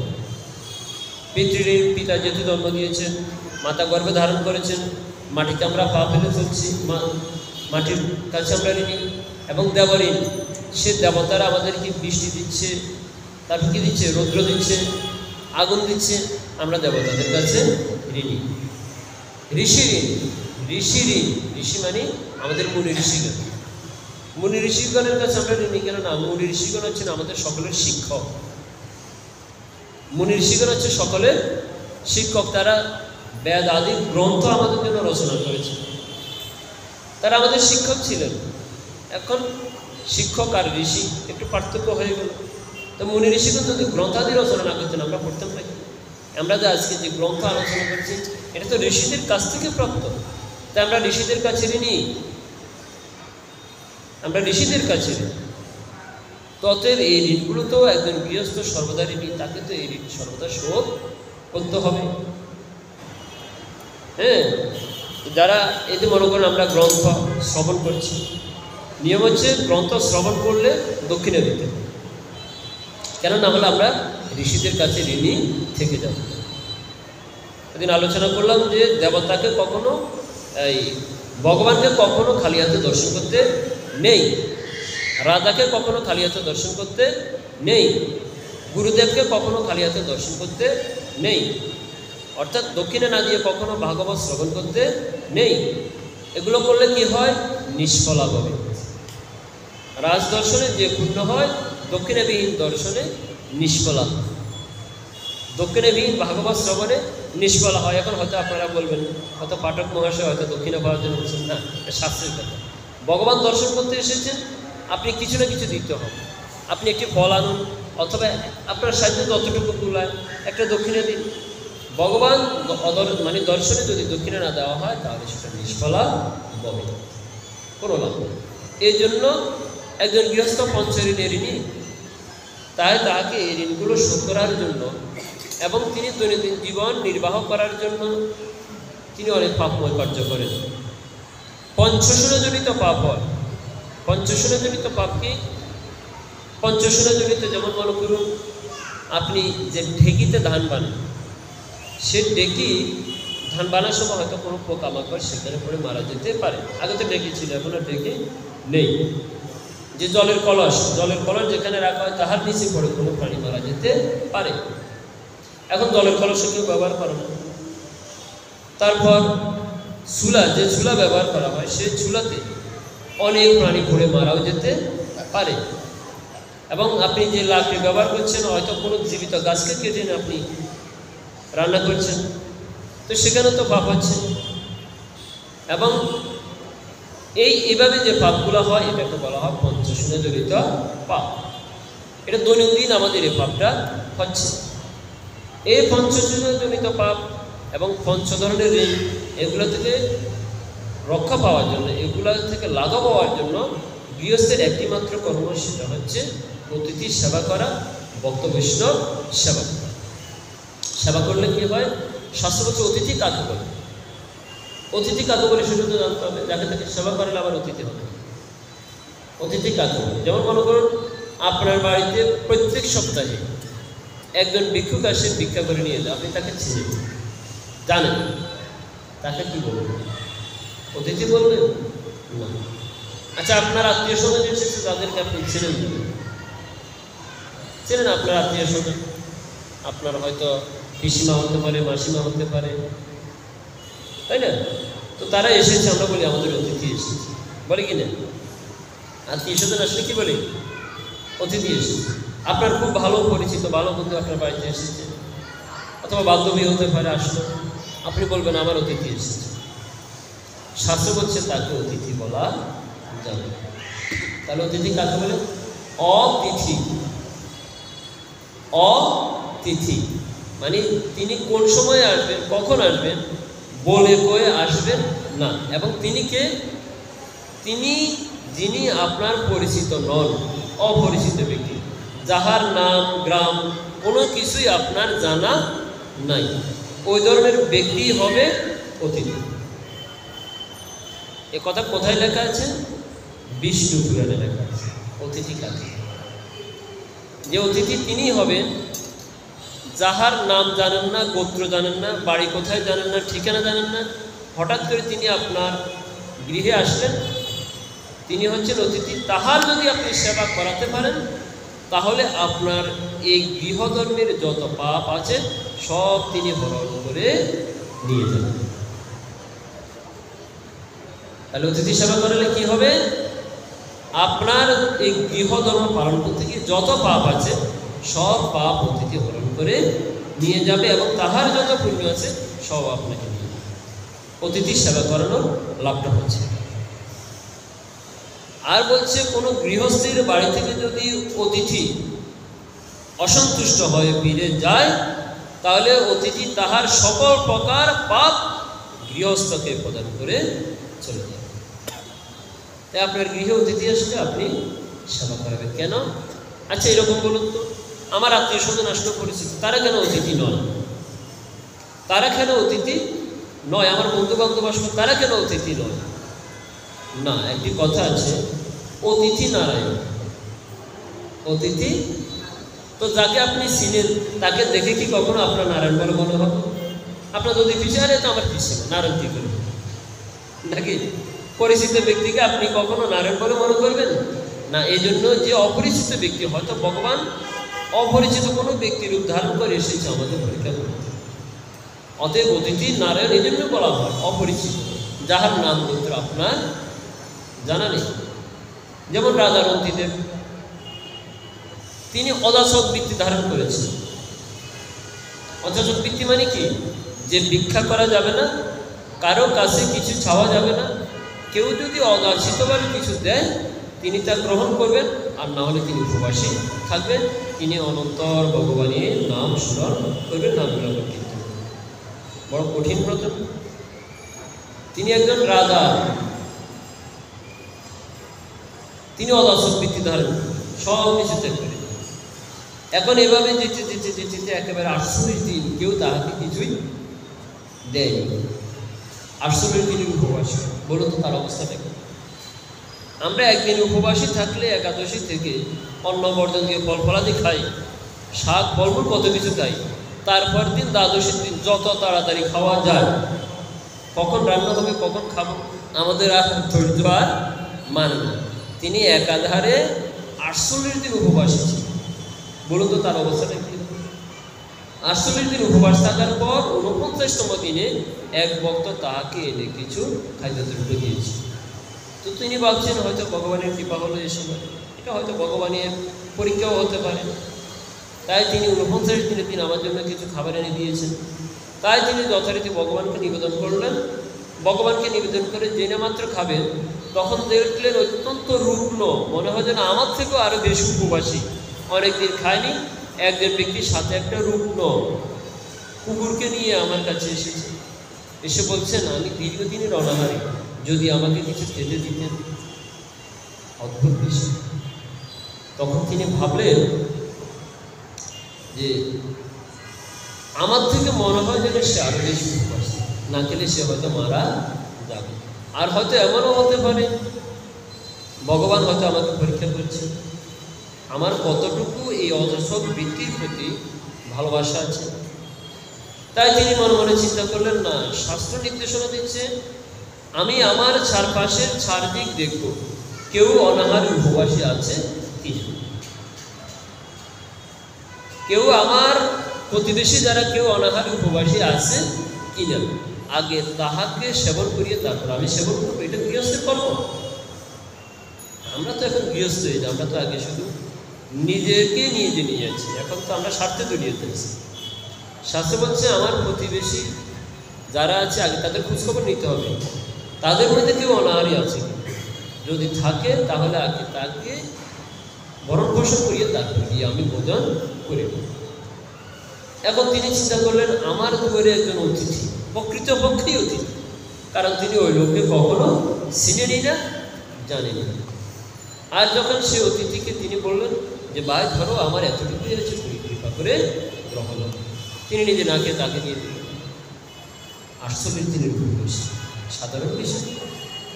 তখন তিনি গ্রহণ করলেন, গ্রহণ করে বললেন যে আমার এবং আমার কুকুরের কারোই উদর করতে হয়নি, তুমি যদি আরো একটু কিছু দিতে। তো বলছে দেখো ভাই আমার কাছে আর কিছুই নেই, এক ভক্ত আমাকে এই দিয়েছিল, আমি তোমাকে এই দিয়েছি, আমার কাছে কিছু নেই, তুমি যদি আমাকে ক্ষমা করো, আমার পক্ষে আর দেওয়া সম্ভব। দেখুন কত তিনি দিয়েছেন, অপরদিকে তিনি কতটুকু দীনতা ভাব দেখাচ্ছেন।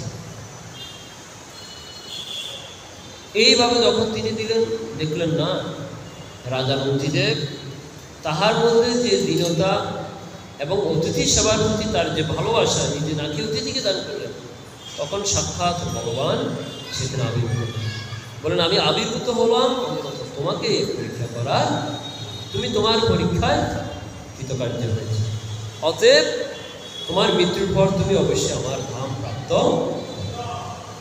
এ হচ্ছে একটি পরীক্ষা, এ হচ্ছে অতিথি সেবা, তাই না? তো যুধিষ্ঠিরের রাষ্ট্রীয় যজ্ঞ তো এরকম।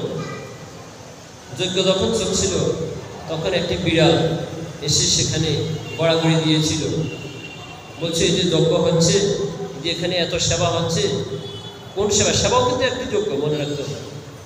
দাপর যুগে, ত্রেতা যুগে যেমন যজ্ঞ ছিল, দাপরে অর্চনা ছিল, এ কলিযুগে সেবাটাই হচ্ছে একটি যজ্ঞ।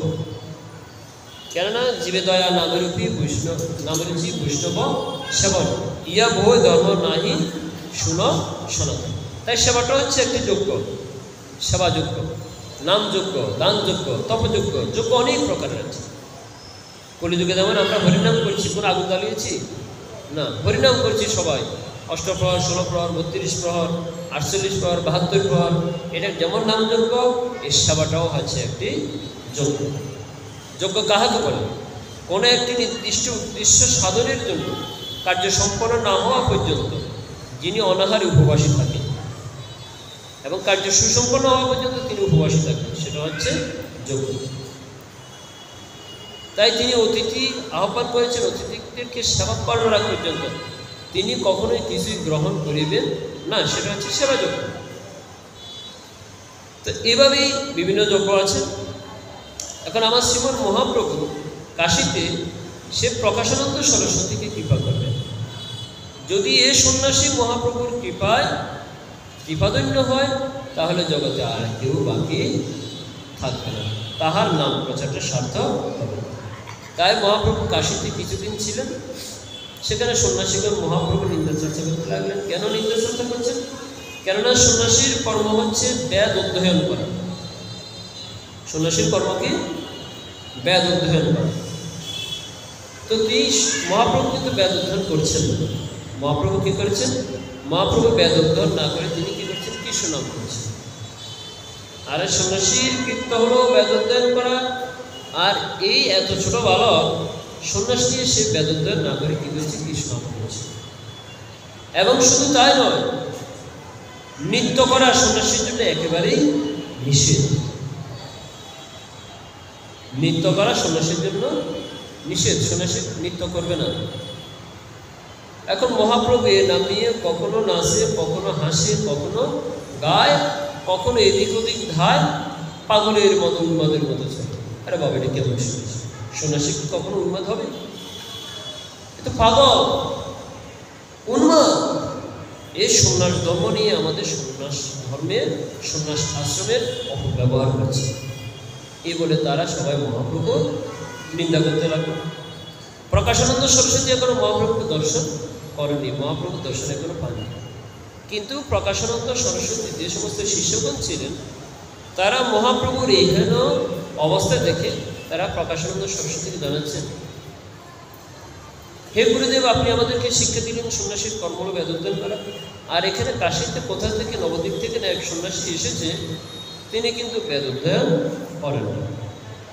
তিনি কি হরিনাম করেন, কি নাম করেন, নাম করতে করতে তিনি কখনো কাঁদেন, কখনো হাসেন, কখনো গান। এটা কেমন সন্ন্যাস? আপনি কৃপা করে বলুন, এটা কি সন্ন্যাস ধর্মের কোনো নিয়ম পালন করা হচ্ছে? তখন এভাবে যখন নিন্দা চর্চা করতে লাগলো, মহাপ্রভু তাদের কথা শুনে হাসতে লাগলেন। মহাপ্রভু হাসতে লাগলেন, কিছুই বললেন না। তখন তিনি সেখান থেকে চলে গেলেন বৃন্দাবনে। বৃন্দাবন থেকে তিনি ফিরে আবার কাশীতে আসলেন। এসে দেখলেন সবাই আবার মহাপ্রভু নিন্দা চর্চা করতে লাগলো। কারা? শুধুমাত্র সন্ন্যাসী। এভাবে যখন নিন্দা চর্চা করতে লাগলো, একদিন এক ভক্ত এসে মহাপ্রভুকে বলছেন যে, প্রভু, চারিদিকে সন্ন্যাসীগণ আপনার নিন্দা চর্চা করছে, কতক শুনিব প্রভু তোমার নিন্দন, না পারি সহিতে এবে ছাড়িব। যে প্রভু, অনেকে তোমার নিন্দা করছে, তুমি তো হাসছো, তুমি কিছু বলছো না, কিন্তু প্রভু তোমার নিন্দা আমাদের সহ্য হচ্ছে না। কেন হচ্ছে না? কেননা সে সময় চন্দ্রশেখর, তপন মিশ্রও কিন্তু এক সময় মায়াবাদী ছিলেন। তিনি নবদ্বীপে গিয়েছিলেন, মহাপ্রভুর কৃপা পরশ পেয়ে তিনি সে মায়াবাদী অর্থাৎ ব্রহ্মবাদী থেকে আজকে কৃষ্ণবাদী হয়ে গেলেন। তিনি কৃষ্ণবাদ প্রাণ হয়ে গেলেন মহাপ্রভুর কৃপা। তাই তিনি এখন ব্রহ্মবাদী না হয়ে তিনি কৃষ্ণবাদী হয়ে কৃষ্ণনাম করছেন।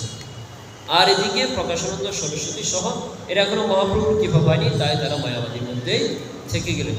সেই তখন মিশ্র কি করলেন, সে নবদ্বীপে মহাপ্রভুকে দর্শন করে তিনি এসে কাশীতে এসে আবার অবস্থান করতে লাগলেন। মহাপ্রভু চন্দ্রশেখরের বাড়িতে আতিথ্যতা গ্রহণ করলেন, কিন্তু তিনি বদল করিতেন তখন মিশ্রের বাড়িতে। চন্দ্রশেখর তিনি শূদ্র সম্প্রদায় একজন ভগবানের ভক্ত ছিলেন। তিনি ছিলেন লেখক। কাকে বলে? এখন তো ছাপাখানা আছে বা কম্পিউটার আছে, কম্পিউটারে ছাপা হয়। তখনকার দিনে কোনো ছাপাখানা ছিল না। তো অনেক ব্যক্তি ছিলেন যারা মোটামুটি পড়াশোনা করিতেন, ভালো বিদ্বান ছিলেন। তারা এক গ্রন্থ থেকে দেখে দেখে আরও এরকম অনেক গ্রন্থ নকল করিতেন। এখন যখন ছাপাখানা ছাপা হয়, তখন ছাপাখানা ছিল না, তখন হস্তলিখিত গ্রন্থ ছিল। তো ওই গ্রন্থ যারা নকল করিয়া করিয়া লিখিয়া তৈরি করিতেন, এই গ্রন্থগুলো বিক্রি করে তারা জীবনযাপন করতেন। তাদেরকে বলা হতো লেখক। তো কাশীতে চন্দ্রশেখর তিনি একজন লেখক ছিলেন এবং তিনিও মহাপ্রভুর কৃপা লাভ করেছিলেন। মহাপ্রভু চন্দ্রশেখর বাড়িতে ছিলেন, তিনি প্রসাদ পেতেন তপন মিশ্রের বাড়িতে।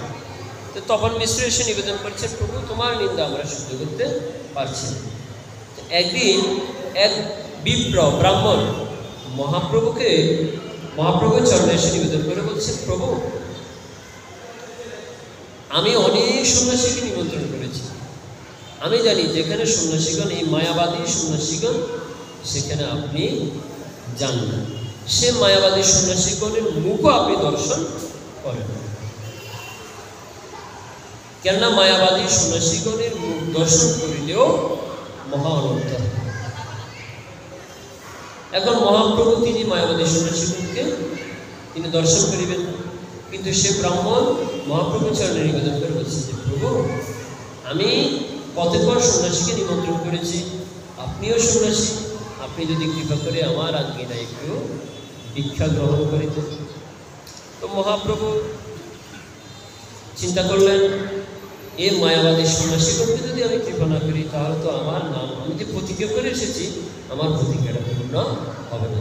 তাই মহাপ্রভু কৃপা করে সে ব্রাহ্মণের আতিথ্যতা গ্রহণ করলেন। যেদিন নিমন্ত্রণ করলেন সেদিন সন্ন্যাসীগণ সকলে আসলেন। মহাপ্রভু সবার পরে গেলেন। সবার পরে গিয়ে যেখানে মানে আগেকার দিনে নিয়ম ছিল যে যখনই অতিথি বা ভক্তবৃন্দ আসবে বা কেউ আসবে, তখন বাড়ির সামনে কিন্তু জল রাখা থাকে, চরণধৌত করানো, চরণ সেবা করিয়ে তারপর তাহাকে গৃহে আনা হবে। এটা নিয়ম। বাড়িতে যখন কেউ অতিথি আসে তখন তাহা চরণ শীতল করিয়ে তাহাকে গৃহে এনে সম্ভাষণ করা হতো। এখন তো হয়তো আমরা শুধুমাত্র গুরুদেবকেই সেটা করি, আর অন্য কাউকে হয়তো করি না। আমাদের অতিথি সেবা এখন অনেক ব্যতিক্রম হয়ে গিয়েছে। তো যা হোক, সবাই নিজের চরণধৌত করে, যেখানে চরণ ধোয়ার জল রাখা হতো, মহাপ্রভু চরণধৌত করে সেখানেই বসে পড়লেন। তখন সে মায়াবাদী সন্ন্যাসীগণের প্রধান, যিনি গুরু প্রকাশানন্দ সরস্বতী, তিনি বলছেন, আহা, একে তো নবীন সন্ন্যাসী, একেবারেই দেখতেই অত্যন্ত সুদর্শন যুবা পুরুষ, দেখিলেই এমনিতে হৃদয় কেড়ে নেই। আর তুমি ওখানে কেন বসেছ? অপবিত্র স্থান, ওখানে বসতে নেই, তুমি এখানে আসো। মহাপ্রভু বলছেন, না, আমি নিচ সম্প্রদায়ের সন্ন্যাসী, অতএব আমার পক্ষে আপনাদের কাছে বা আপনাদের সাথে বসার কোনো যোগ্যতা নেই। আমি নিচ পর্যায়ের সন্ন্যাসী। আচ্ছা, সন্ন্যাসীদের মধ্যে কি আবার শুনেছিলেন? সন্ন্যাসীদের মধ্যে শুনেছিলেন না? শাস্ত্রে বলছে কেমন আছে? শাস্ত্রে বর্ণনা করা হয়েছে যে এই যে সন্ন্যাস, এই সন্ন্যাস কিন্তু মূলত শঙ্করাচার্যের থেকেই এই মানে প্রকাশানন্দ সরস্বতী যে সন্ন্যাস মার্গের গুরু, উনি হচ্ছেন শঙ্করাচার্য থেকে এই গুরু পরম্পরায়। তো শঙ্করাচার্য যখন এই সন্ন্যাস শিক্ষা দিয়েছিলেন, সে সময় যারা এই সন্ন্যাস ধর্ম সঠিকভাবে পালন করতে পারতো না, সন্ন্যাস নিত কিন্তু সঠিকভাবে সন্ন্যাস ধর্ম পালন করতে পারতো না, সন্ন্যাসীর হাতে কি থাকে? দণ্ড থাকে। শঙ্করাচার্য তাহাদের দণ্ডগুলো ভেঙে দিয়েছিলেন, বলছেন তোমরা নিকৃষ্ট পর্যায়ে সন্ন্যাসী। যাদের দণ্ডগুলো একেবারে ভেঙে ফেলে দিয়েছে, দণ্ডহীন, তারা ছিল নিকৃষ্ট পর্যায়ে সন্ন্যাসী। আর যাদের দণ্ড অর্ধেক ভেঙে দিয়েছেন তারা হলো মধ্যম পর্যায়ে সন্ন্যাসী। আর যাহাদের দণ্ড পূর্ণভাবে ছিল তারা ছিল উত্তম পর্যায়ে সন্ন্যাসী। শাস্ত্রে বর্ণনা করা হয়েছে সন্ন্যাসীদের মধ্যে 10টি সম্প্রদায় আছে। তীর্থ, আশ্রম, বন, অরণ্য, গিরি, পর্বত, সাগর, পুরী, ভারতী এবং সরস্বতী। 10 রকমের সন্ন্যাসী, 10টি আশ্রমের সন্ন্যাসী। এখন এই কেশব ভারতী ছিলেন একেবারে দণ্ড ভেঙে ফেলে দেওয়া কেশব ভারতী, সে ছিলেন সে সম্প্রদায়ের সন্ন্যাসী। তো সেদিক থেকে তিনি একেবারেই নিচে হীন সম্প্রদায়ের সন্ন্যাসী। আর মহাপ্রভু কেশব ভারতী থেকেই দীক্ষা নিয়েছিলেন, অতএব তিনি একেবারে হীন সম্প্রদায়ের সন্ন্যাসী। আচ্ছা, মহাপ্রভু কি মিথ্যা বলেছেন? না, মহাপ্রভু মিথ্যা বলেন, উনি সত্য কথাই বলেছেন যে তিনি কেশব ভারতীর শিষ্য। একটি তত্ত্ব কথা জানতে চাই, মহাপ্রভুর গুরু কেন ভারতী গোসাই? মহাপ্রভুর গুরু কেন ভারতী গোসাই? মহাপ্রভু কেন এ ভারতী থেকে দীক্ষা নিয়েছিলেন? তিনি তো উচ্চ সম্প্রদায়ের সন্ন্যাসী থেকে দীক্ষা নিতে পারতেন না। এ ভারতী থেকে মহাপ্রভু দীক্ষা নেওয়ার উদ্দেশ্য ছিল এই, তিনি একেবারে দীনহীন দরিদ্র কাঙ্গাল হয়ে সকল উচ্চ নিচ যে ভেদ তিনি ধ্বংস করে দিয়ে, উচ্চ নিচ ভেদ বিভেদ ভুলে গিয়ে তিনি সবাইকে এক স্থানে নিয়ে যাবেন, মহাপ্রভুর উদ্দেশ্য। তাই মহাপ্রভু ব্রাহ্মণ সন্তান হয়েও তিনি সন্ডালের সাথে মিশেছিলেন। তিনি সন্ন্যাস ধর্ম গ্রহণ করেছিলেন একেবারে নিচু সম্প্রদায়ের সন্ন্যাসী, যেন উচ্চ সম্প্রদায়ের সন্ন্যাসীদেরকে তিনি, যারা নিচু সম্প্রদায়ের সন্ন্যাসী তাদের মধ্যে যেন কোনো ভেদ বিভেদ না থাকে। তাই তিনি কৃপা করার জন্যই মূলত এই ভারতী গোস্বামীর কাছ থেকে তিনি দীক্ষাটা নিয়েছিলেন। ওই যে একটি পরম তত্ত্ব জানতে চান, মহাপ্রভুর গুরু কেন ভারতী? মহাপ্রভু তিনি কেন ভারতী গোস্বামী থেকে নিতে পারতেন? তিনি তো প্রকাশানন্দ সরস্বতী থেকে নিতে পারতেন, আরও অন্য অনেক সম্প্রদায়ের উচ্চ সম্প্রদায়ের সন্ন্যাসী ছিল, তাদের থেকে নিতে পারতেন, কেন নিলেন? পরম তত্ত্বটা এটি, মূলত মহাপ্রভু সকল সন্ন্যাসীদের মধ্যে যে তাহাদের মধ্যে যে আশ্রমের ভেদ, তিনি সেটা দুর্চ্ছাদ করে দেবেন। আর এমনিতে তো তিনি বলেছেন, যে বদে সে বড় অভক্তহীন ছাড়, যে অভক্ত সে হীন ছাড়, কৃষ্ণ বদনে নাহি জাতি কুলাদির বিচার। যারা ব্রাহ্মণ তারা কখনো কুলের বড়াই করতে পারবে না, কেননা এই কলিযুগে শুধুমাত্র ব্রাহ্মণরাই বেদ অধ্যয়ন করবে না, ভাগবত প্রচার করবে না। শূদ্র কুল উদ্ভূত ব্রাহ্মণ, শূদ্র কুল উদ্ভূত বৈষ্ণব ভাগবত প্রচার করবে। আজকে দেখুন ভগবানের মহিমা ভাগবত প্রচার করছে কতজন ব্রাহ্মণ, সেখানে ক্ষত্রিয় আছে, বৈশ্য আছে, শূদ্র আছে, এমনকি ম্লেচ্ছও আছে। ম্লেচ্ছরাও ভাগবত প্রচার করে, ম্লেচ্ছ ধর্ম থেকে সনাতন ধর্ম গ্রহণ করে ভাগবত প্রচার করছে, এরকম অসংখ্য আছে। মহাপ্রভু ম্লেচ্ছকে কৃপা করেছিল। আর মহাপ্রভু যখন সেই পদদত্ত স্থানে বসেছিলেন, বসে তিনি চিন্তা করলেন, এভাবে যদি আমি দীনতাহীনতা দেখাই, এদের মধ্যে আমার প্রতি কোনো ভালোবাসা জন্মাবে না। কেন জন্মাবে না? কেননা তারা তো উচ্চ পর্যায়ের সন্ন্যাসী, তো তারা আমার মতো হীন সম্প্রদায়ের একজন সন্ন্যাসী, আমার কাছেই পাতে না, তারা কেন একেবারে নত হবে না? সাধারণ নম্রতা তাহাদের কাছে বলবদ্ধ হইবে। তাই মহাপ্রভু শ্রী নিচু আসনে বসে তাহার কিছু দেহের মধ্যে কিছু জ্যোতি প্রকাশ করলেন। কি প্রকাশ করলেন? জ্যোতি প্রকাশ করলেন, অদ্ভুত। তখন সে প্রকাশানন্দ সরস্বতীর অনেক শিষ্য মহাপ্রভুর সে অদ্ভুত জ্যোতি দেখে তারা ভাবলেন, এরকম অদ্ভুত জ্যোতি তো কখনো নারায়ণ ব্যতীত কাহারও দেহে প্রকাশিত হতে পারে না। তখন তারা প্রকাশানন্দ সরস্বতী করছেন, হে গুরুদেব দেখুন এই সন্ন্যাসীর দেহে কি অদ্ভুত জ্যোতি, এই জ্যোতি তো কখনো কোনো সাধারণ মানুষের মধ্যে হতে পারে না, তাহলে উনি নিশ্চয় ভগবানের কোনো অবতার হতে পারে। এই দেখুন ভগবান কাহাকে কিভাবে আকর্ষণ করিলেন, বনের পশুকে আকর্ষণ করিলেন তাহার স্পর্শ দ্বারা, বনের পশুকে কৃপা করলেন তাহার স্পর্শ দ্বারা, নবদ্বীপের ভক্তবৃন্দকে স্পর্শ করিলেন তাহার নাম প্রেমের মহিমা দ্বারা, তার সন্ন্যাস আশ্রম দ্বারা। আর সন্ন্যাসীদেরকে তিনি সন্ন্যাস আশ্রম দ্বারা কৃপা করলেন না, তিনি তাহার তেজ প্রকাশ করে তিনি তাদেরকে আকর্ষণ করিলেন। এই যে ভগবান সর্বাকর্ষণ, তিনি আকর্ষণ করিবেন, কাহকে জোর করিবেন।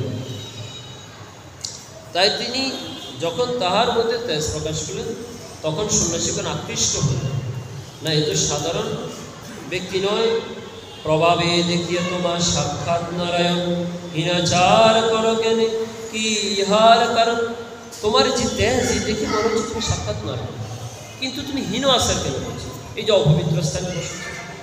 তখন প্রকাশানন্দ সরস্বতী মহাপ্রভুর দেহে এই অদ্ভুত তেজ দেখে নিজের সাক্ষাৎ তাহার উচ্চ আসনে, নিয়ম আছে যিনি সর্বাগ্রে গুরু তাহার আসন হবে উচ্চ আসন, গুরুদেবের আসন হবে উচ্চ আসন।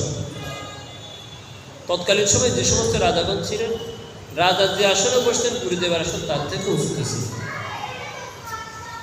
রাজার আসনের থেকে গুরুদেবের আসন একটু উঁচু হয়, কারণ তখনকার সময়ে যখন রাজ্য কার্য পরিচালনা হতো তখন সেখানে একজন রাজগুরু ছিলেন, রাজ্য পরিচালনা করার সময় সেখানে একজন গুরু থাকেন, তাহাকে বলা রাজগুরু বা কুলগুরু।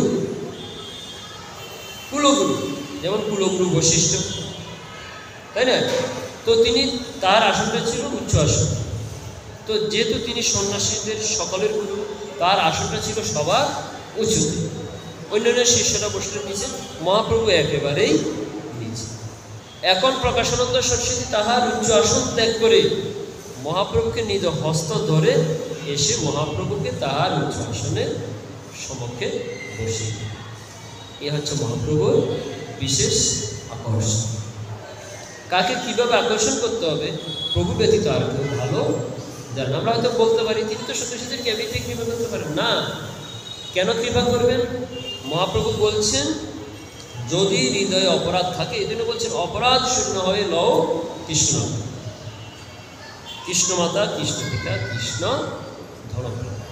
অপরাধ শূন্য যদি না হয় তাহলে তাদের হৃদয়ে কখনো প্রেম ভক্তির বীজ অঙ্কুরিত হবে না, তাই তাদের হৃদয়টাকে অপরাধ শূন্য করতে হবে।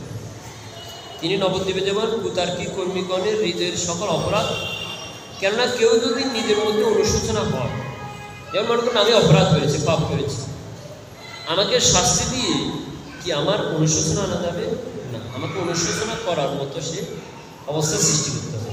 অর্থাৎ আমার হৃদয়ে এমন কিছু কথা প্রবেশ করাতে হবে যেটা আমার ভুল হয়েছে, আমার অপরাধ হয়েছে, এটা আগে আমাকে বুঝাতে হবে। আমাদের দেশে তো এখনো জেলখানা আছে, বিশ্বের অনেক দেশ আছে যেখানে কোনো জেলখানা নেই, কোনো জেলখানা নেই, জেলখানাটাকে সিনেমা হলে তৈরি করে দেওয়া হয়েছে, কেননা সেখানে পাপের জন্য কোনো শাস্তি দেওয়া হয় না। সেখানে পাপের জন্য কী করা হয়, যে পাপ করে তাকে মেন্টালি বোঝানো, মানসিকভাবে বোঝানো, সে যে কর্মটা করে সেটা ঘৃণ্য, এটা পাপের কাজ। তখন তাকে বুঝিয়ে দেওয়া হয় যে শাস্তি দিয়ে কখনো তোমার হৃদয়ে অনুতাপ আনা যাবে না। তাই মহাপ্রভুর সন্ন্যাস নেওয়া, আর তারা দেখলেন যে মহাপ্রভু এত বড় ত্যাগ করলেন, তখন তাদের হৃদয়ে অনুশোচনা হবে, আমাদের কারণেই তো তাকে সব কিছু ত্যাগ করতে হবে। তখন তারা যে পাপ করেছিল এই অনুশোচনা তাদের মধ্যে এসেছে। শাস্ত্র বলছে কেউ যদি পাপ কর্ম করে এবং তাহার হৃদয়ে যদি অনুশোচনা সৃষ্টি হয় তাহলে পাপের অর্ধেক শাস্তি বা পাপের অর্ধেক পাপ স্খলন হয়ে যায়। আর যদি পূর্ণ অনুশোচনা আসে তখন তার আর পাপ কর্মের জন্য কোনো শাস্তি পেতে হয় না।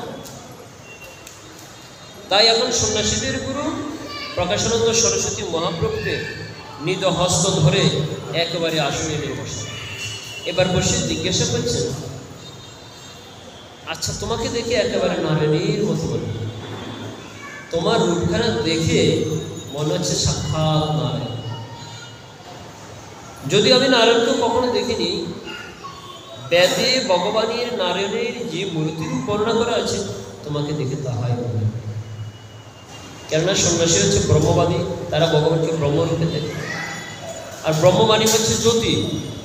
তো সে ব্রহ্মের জ্যোতি আমি তোমার মধ্যে দেখতে পাচ্ছি। বেদে ব্রহ্মের যে জ্যোতির উপর্ণা করা সেই জ্যোতি তোমার মধ্যে দেখে মনে হয় যেন তুমি সাক্ষাৎ নয়। আচ্ছা বেশ ভালো, তুমি সন্ন্যাস নিয়েছ, কেনই বা সন্ন্যাস নিয়েছ আমরা জানি না, কিন্তু সন্ন্যাসীর কর্ম হচ্ছে বেদ অধ্যয়ন। তুমি কেন বেদ অধ্যয়ন করো? এটা কী কারণ? আমরা তো কারো কাছে কোনো কিছু জানতে চাই না, দেখি ভাই এটা করছে, এটা ভুল, এটা ভুল, এটা হচ্ছে না। কিন্তু যাহারা বিজ্ঞ পাজ্ঞ তারা কখনো কারো কিছুকে দোষবোধ দেখেন না, তারা অন্য দোষ দেখেন না, তারা বোঝার চেষ্টা করেন কী কারণে তিনি এই কর্মটা করবেন। তাই প্রকাশানন্দ সরস্বতী বিজ্ঞ ছিলেন, তাই তিনি মহাপ্রভুর দোষ না দেখে তিনি মহাপ্রভুকে জিজ্ঞাসা করছেন, সন্ন্যাসীর কর্ম হচ্ছে বেদ অধ্যয়ন করা, তুমি বেদ অধ্যয়ন না করে তুমি কেন কৃষ্ণ নাম করছো? তখন মহাপ্রভু কি বলছে জানেন? মহাপ্রভু বলছে, প্রভু কহে শুনো শ্রীপাদ, যারা সন্ন্যাসী তাদের এক উপাধি হচ্ছে শ্রীপাদ। শুনো শ্রীপাদ, ইহার কারণ গুরু মোরে মূর্খ দেখে করিল শাসন। আমার গুরুদেব দেখলেন যে আমি তো এত পড়ালেখা জানি না, অথচ তিনি নবদ্বীপে সর্বশ্রেষ্ঠ পণ্ডিত, দিগ্বিজয়ী পণ্ডিত। নবদ্বীপ নয়, সমগ্র উপমহাদেশে সমগ্র বিশ্বে তিনি দিগ্বিজয়ী পণ্ডিত, যাহার কাছে এসে সকলেই মাথা নত করে জয়পত্র লিখে দিয়েছে। দিগ্বিজয়ী ব্রাহ্মণ সমগ্র দিক জয় করে এসেছে, মহাপ্রভু শ্রীচরণে মাথা নত করে দিয়েছে। না, প্রভু তোমার মতো শ্রেষ্ঠ পণ্ডিত জগতে আর কেউ নেই। যে দিগ্বিজয়ী সর্বশ্রেষ্ঠ পণ্ডিত তিনি বলছেন, আমার গুরুদেব বলেছেন আমি অত্যন্ত মূর্খ। তো মূর্খ ব্যক্তি বেদ অধ্যয়ন করে কি লাভ হবে? তাই শুনো শ্রীপাদ, ইহার কারণ গুরু মোরে মূর্খ দেখে করিল শাসন। শাসন করেছে, এই মূর্খ, বেদ অধ্যয়নে তোর কোনো অধিকার নেই, মূর্খ তুমি, তোমারও নাহিক বেদান্ত অধিকার। কৃষ্ণ মন্ত্র জপ সদা, ইহা মন্ত্র সার। তুমি এক কাজ করো, একদম সহজ সরল। এই জন্য কলিযুগে যারা মূর্খ তাদের বেদ অধ্যয়ন করার কোনো প্রয়োজন নেই। কলিযুগে সবাই ভগবানকে লাভ করবে, কষ্ট করে বেদ অধ্যয়ন করে ভগবানকে জানার কোনো প্রয়োজন নেই, সবাই শিক্ষিত হওয়ার প্রয়োজন নেই। এই জন্য বোধহয় কলিযুগে শিক্ষিত ব্যক্তিরা ধর্মটাকে একটু কম মানে। যারা শিক্ষিত বেশি হয়, জড়জাগতিক জ্ঞানে বেশি জ্ঞানী হয়, তারা বেশি বেশি নাস্তিক হয়ে যায়। আর অশিক্ষিত মূর্খ যারা সবাই ভগবানের ভক্ত হয়ে যাচ্ছে। গুরুদেব দেখলেন যে মূর্খ, তোমার বেদান্ত অধিকার নাই, অতএব কৃষ্ণ মন্ত্র করো, এটাই সার। এখন এই কৃষ্ণ মন্ত্র দিলেন, বলছেন কলিযুগে একমাত্র এই কৃষ্ণ নাম ব্যতীত আর অন্য কোনো কিছু করার প্রয়োজন নেই, এই নাম করলেই তোমার সর্বসিদ্ধি হয়ে যাবে। তো গুরুদেব যেহেতু আদেশ করেছেন, তাই আমি গুরুদেবের কৃষ্ণ নাম করতে লাগলাম। কিন্তু এই কথা বলে গুরুদেব আমাকে একটি শ্লোক শিক্ষা দিলেন, বলো হরের নাম হরের নাম হরের নামৈব কেবলম কলো নাস্তিব নাস্তিব নাস্তিব বুদ্ধিনাথ। যাও, এই মন্ত্র তোমাকে শিখিয়ে দিলাম। কেশব ভারতী মহাপ্রভুকে মন্ত্র শিখেছেন, কি মন্ত্র? এত বলি এক শ্লোক শিখাইল মোরে, কণ্ঠে করি এই শ্লোক করিব বিচারি। যাও, বৃহৎ নারদীয় পুরাণে আছে, কি আছে? হরের নাম হরের নাম হরের নামইব, নাম এব, এব মানে অবশ্যই, একমাত্র হরির নামই কেবলম কলো নাস্তিব নাস্তিব নাস্তিব বুদ্ধিনাথ। আর অন্য কোনো গতি নাই, গতি নাই, গতি নাই। অতএব তুমি শুধুমাত্র হরিনাম করো, হরিনাম করলেই তোমার সর্বসিদ্ধি হয়ে যাবে। ভালো কথা, আমার গুরুদেব আমাকে এই নাম দিলেন। তো তারপরে কি হলো? নামটা তো আমি নিলাম, বেশ ভালো কথা। তো নাম নেওয়ার পরে কি হলো? বলছেন যে গুরুদেব আমাকে এমন নাম দিল, আমি নাম করছি, নাম তো করছি, সমস্যা কি, সবাই তো নাম করে। তো আমি যখন নাম করছি, এর নাম লইতে লইতে আমার চিত্ত ভ্রান্ত হয়ে গেল। ভ্রান্ত মানে ভুল হতে চলে গেল। গুরুদেব যদি নাম দিত, নামটা তো ভালো ছিল, তো নাম করতে করতে তো আমার মধ্যে ভালো চিন্তা চেতনা আসার কথা, কিন্তু নাম করি আমার চিত্ত ভ্রান্ত হয়ে গেল। কি হয়ে গেল? কিবা মন্ত্র দিলা গোসাই, কিবা তার বল, জবিতে জবিতে মন্ত্র আমি হইলাম ভাব। আমি এ নাম জপ করতে করতে পাগল হয়ে গেল। কখনো আমি হাসি, আমি যে কাঁদি, আমি নিজে। আরে কি নাম দিল প্রভু আমার, এ নাম করে আমি পাগল হয়ে গেল। কখনো হাসি, কখনো কাঁদি। এ নাম কখনো আমাকে হাসায়, কখনো আমাকে কাঁদায়। তখন আমি, সবাই আমাকে বলছে আমি নাকি পাগল হয়ে গেছি। আমি তখন সাক্ষাৎ গুরুদেবের শিষ্যনে গেলাম, প্রভু কি নাম দিলা, হ্যাঁ কিবা মন্ত্র দিলা গোসাই, কিবা তার বলা, আমি জানি না তুমি আমাকে কি নাম দিলে, কি আমার হলো। আমি এই নাম কখনো আমাকে হাসায়, কখনো কাঁদায়, আমি জানি না আমার কি হয়ে গেল। কখনো আমি উন্মাদ হয়ে যাই, কখনো পাগলের মতো আমি বিলাপ করি, আমি জানি না এ নামের দ্বারা আমার কি হয়ে গেল। তখন আমি প্রভুর চরণে প্রার্থনা করলাম। প্রভু বললেন, এই নাম তোমাকে ভ্রান্ত করেনি, তুমি পাগল নও। এই কৃষ্ণ নামের বীজ তোমার মধ্যে অঙ্কুরিত হলো। এই কৃষ্ণ নাম বা কৃষ্ণ ভক্তির প্রভাবে তোমার মধ্যে এই বিকার দেখা দিয়েছে। এটা অতীব উত্তমা, এটা একমাত্র পরম ভক্ত ব্যতীত, ভগবান ব্যতীত কার মধ্যে এই বিকার কখনো হতে পারে না। অষ্টসাত্ত্বিক বিকার মহাপ্রভু দেখলেন, কেশব ভারতী দেখলেন মহাপ্রভু তো অষ্টসাত্ত্বিক বিকার দেখা দিচ্ছে, এ তো সাধারণ হতে পারে না। বলছে না, এই উন্মাদ, এই বিশ্বাস, এটা সাধারণ নয়, তোমার মধ্যে কৃষ্ণ প্রেম জাগ্রত হয়েছে, অতএব তুমি উত্তমভাবে নাম গ্রহণ করেছো, যাও নাম করো, আরো বেশি বেশি করে নাম করো। তো আমার গুরুদেব আমাকে এভাবে শিক্ষা দিয়েছে। তখন প্রকাশানন্দ সরস্বতী বলছে, না এ সন্ন্যাসীর কর্ম নহে, তোমাকে বেদ অধ্যয়ন করতে হবে। তখন মহাপ্রভু এবার কঠোরতা ধারণ করলেন, বললেন যে শঙ্করাচার্য তোমাদেরকে যে বেদের অর্থ শিক্ষা দিয়েছেন, সেটা মুখ্য অর্থ নয়, গৌণ অর্থ দিয়েছে। বেদের মুখ্য অর্থ না করে তিনি গৌণ অর্থ করে তোমাদেরকে শিক্ষা দিয়েছেন যে অহম তত্ত্বমসি, তুমি ব্রহ্ম, জীব নিত্য কৃষ্ণদাস। আর তিনি শিক্ষা দিচ্ছেন তুমি হচ্ছ ব্রহ্ম, এটা হচ্ছে মায়াবাদী শিক্ষা।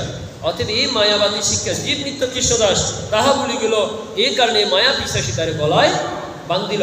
এই জন্য তোমরা মায়ার মধ্যে ডুবে আছো, তোমরা সাক্ষাৎ ভগবানকে দেখতে পাচ্ছ। ব্যাসদেব সাক্ষাৎ যে গ্রন্থ রচনা করেছেন, বেদ রচনা করেছেন, সেই বেদ হচ্ছে সূর্য সম। সে বেদ হচ্ছে সূর্যের কিরণের মতো সর্বদা প্রকাশ পায়, অন্ধকার দূরীভূত করে। আর তোমরা কি করেছো, শঙ্করাচার্যের মায়াবাদীর ভাষ্য শুনে তোমরা কি করেছ, মায়ার মধ্যে ডুবেছ। তাই তোমরা কি করিয়া সূর্যের আলো প্রত্যক্ষণ করিবে, তোমরা তো মায়ার অন্ধকারে নিমজ্জিত আছো। তখন মহাপ্রভু সেই প্রকাশানন্দ সরস্বতী, কিন্তু সন্ন্যাসীদের গুরু, বেদ তাহার বিদগ্ধ পাণ্ডিত্য, 10,000 বড় বড় বিখ্যাত সন্ন্যাসী যাহার শিষ্য, তো তিনি কি সাধারণ শুনে কুঠির মতো তিনি কি সাধারণ বেদ অধ্যয়ন করেন না? বলছেন তোমার যে বেদ অধ্যয়ন হয়েছে, যে জ্ঞান হয়েছে, সম্পূর্ণ হচ্ছে কি মায়াবাদী। তাই মহাপ্রভু প্রকাশানন্দ সরস্বতীর একটা যুক্তিটাকে খণ্ডন করে দিলেন। তিনি প্রকাশ করলেন, তোমার বেদের জ্ঞান যেটা ছিল, যে জ্ঞান তুমি লাভ করেছো, তাহা এতদিন ভ্রান্ত ছিল, ভুল ছিল। এক এক করে মহাপ্রভু তাকে তার ভুলগুলো ধরিয়ে দিলেন। তখনই প্রকাশানন্দ সরস্বতী দেখলেন জগতে এমন কোনো শক্তি নেই শঙ্করাচার্যের ভাষ্যটাকে খণ্ডন করে। সাক্ষাৎ নারায়ণ ব্যতীত কখনো এই ভাষ্যটাকে খণ্ডন করার মতো কারো অধিকার নেই। প্রকাশানন্দ সরস্বতী সাক্ষাৎ ভগবানের রূপরেখা দর্শন, সাক্ষাৎ মহাপ্রভু প্রকাশানন্দ সরস্বতীকে নিজের দিব্যরূপ দেখায়। যখন যেখানে প্রয়োজন প্রভু তাই করিবেন। আমার কাছে এসে তিনি একেবারে তাহার দিব্যরূপ দেখাবেন না, প্রয়োজন নেই। ভগবান অপ্রয়োজনে কোনো কিছুই করেন না। আমাদের বুঝতে হবে ভগবান যাহাই করেন তাহার পিছনে নিশ্চয় কোনো না কোনো কারণ অবশ্যই থাকবে, কোনো কারণ ব্যতীত তিনি কোনো কার্য করেন না। তাই তাহার প্রয়োজন ছিল প্রকাশানন্দ সরস্বতীকে নিজে দিব্যমূর্তি দেখাবেন।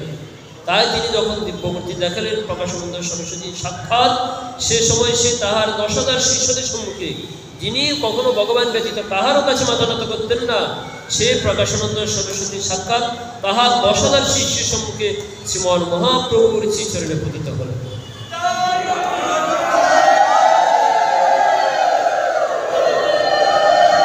আজ তিনি প্রকাশানন্দ সরস্বতী মহাপ্রভুর শ্রীচরণে পতিত হয়ে পড়লেন। আমি আমার সমগ্র জীবন তপস্যা করলাম, কিন্তু আমার সমগ্র জীবনটা ভুলের মধ্যেই গেল। আজ প্রভু তুমি কৃপা করে আমার সকল অন্ধকার দূরীভূত করে আমার হৃদয়ে আলোর সঞ্চার করেছিল। তাই প্রভু তুমি যদি কৃপা না করো, আমার অপরাধ যদি খণ্ডন না করো, তাহলে আমার এই জীবনটাই বৃথা। মহাপ্রভু কৃপা করলেন প্রকাশানন্দ সরস্বতী। তুমি আমার কৃপার অর্থ বুঝতে পেরেছ। তুমি যদিও সন্ন্যাসী, বেদ অধ্যয়ন করেছ, আজ থেকে কৃষ্ণ নাম করো। যে না মহাপ্রভুর কাছ থেকে প্রকাশানন্দ সরস্বতী কৃষ্ণ নাম পেলেন, কৃষ্ণ নাম উচ্চারণ করে আজ প্রকাশানন্দ সরস্বতীর হৃদয়ে প্রগাঢ় ভক্তি প্রকাশিত হতে লাগলো। মহাপ্রভু বললেন, আজ থেকে যেহেতু তুমি কৃষ্ণ নামে বিভোর, তাই তোমার নাম আজকে থেকে প্রকাশানন্দ সরস্বতী নয়, তোমার নাম আমি দিলাম প্রবোধানন্দ সরস্বতী। তুমি জগতের সকলকে কৃষ্ণ নাম করতে। এতদিন তুমি আশ্রমে বসেছিলে, এখন আর আশ্রমে বসে থাকবে না। এই কলিযুগের সন্ন্যাসীরও কৃত্য হচ্ছে কৃষ্ণ নাম সংকীর্তন। তাই তুমি এখন থেকে সবাইকে কৃষ্ণ নাম দাও, সবাইকে কৃষ্ণ নাম প্রচার করো, তাহলে জগৎ যে ধন্য হবে। এই বলে মহাপ্রভু সে সন্ন্যাসীদেরকেও কৃপা করলেন। আর বাকি রইল কি জগতে? এছাড়াও আরো কিছু বাকি রয়ে গেলেন যারা মহাপ্রভুর কৃপা লাভ করতে পারে।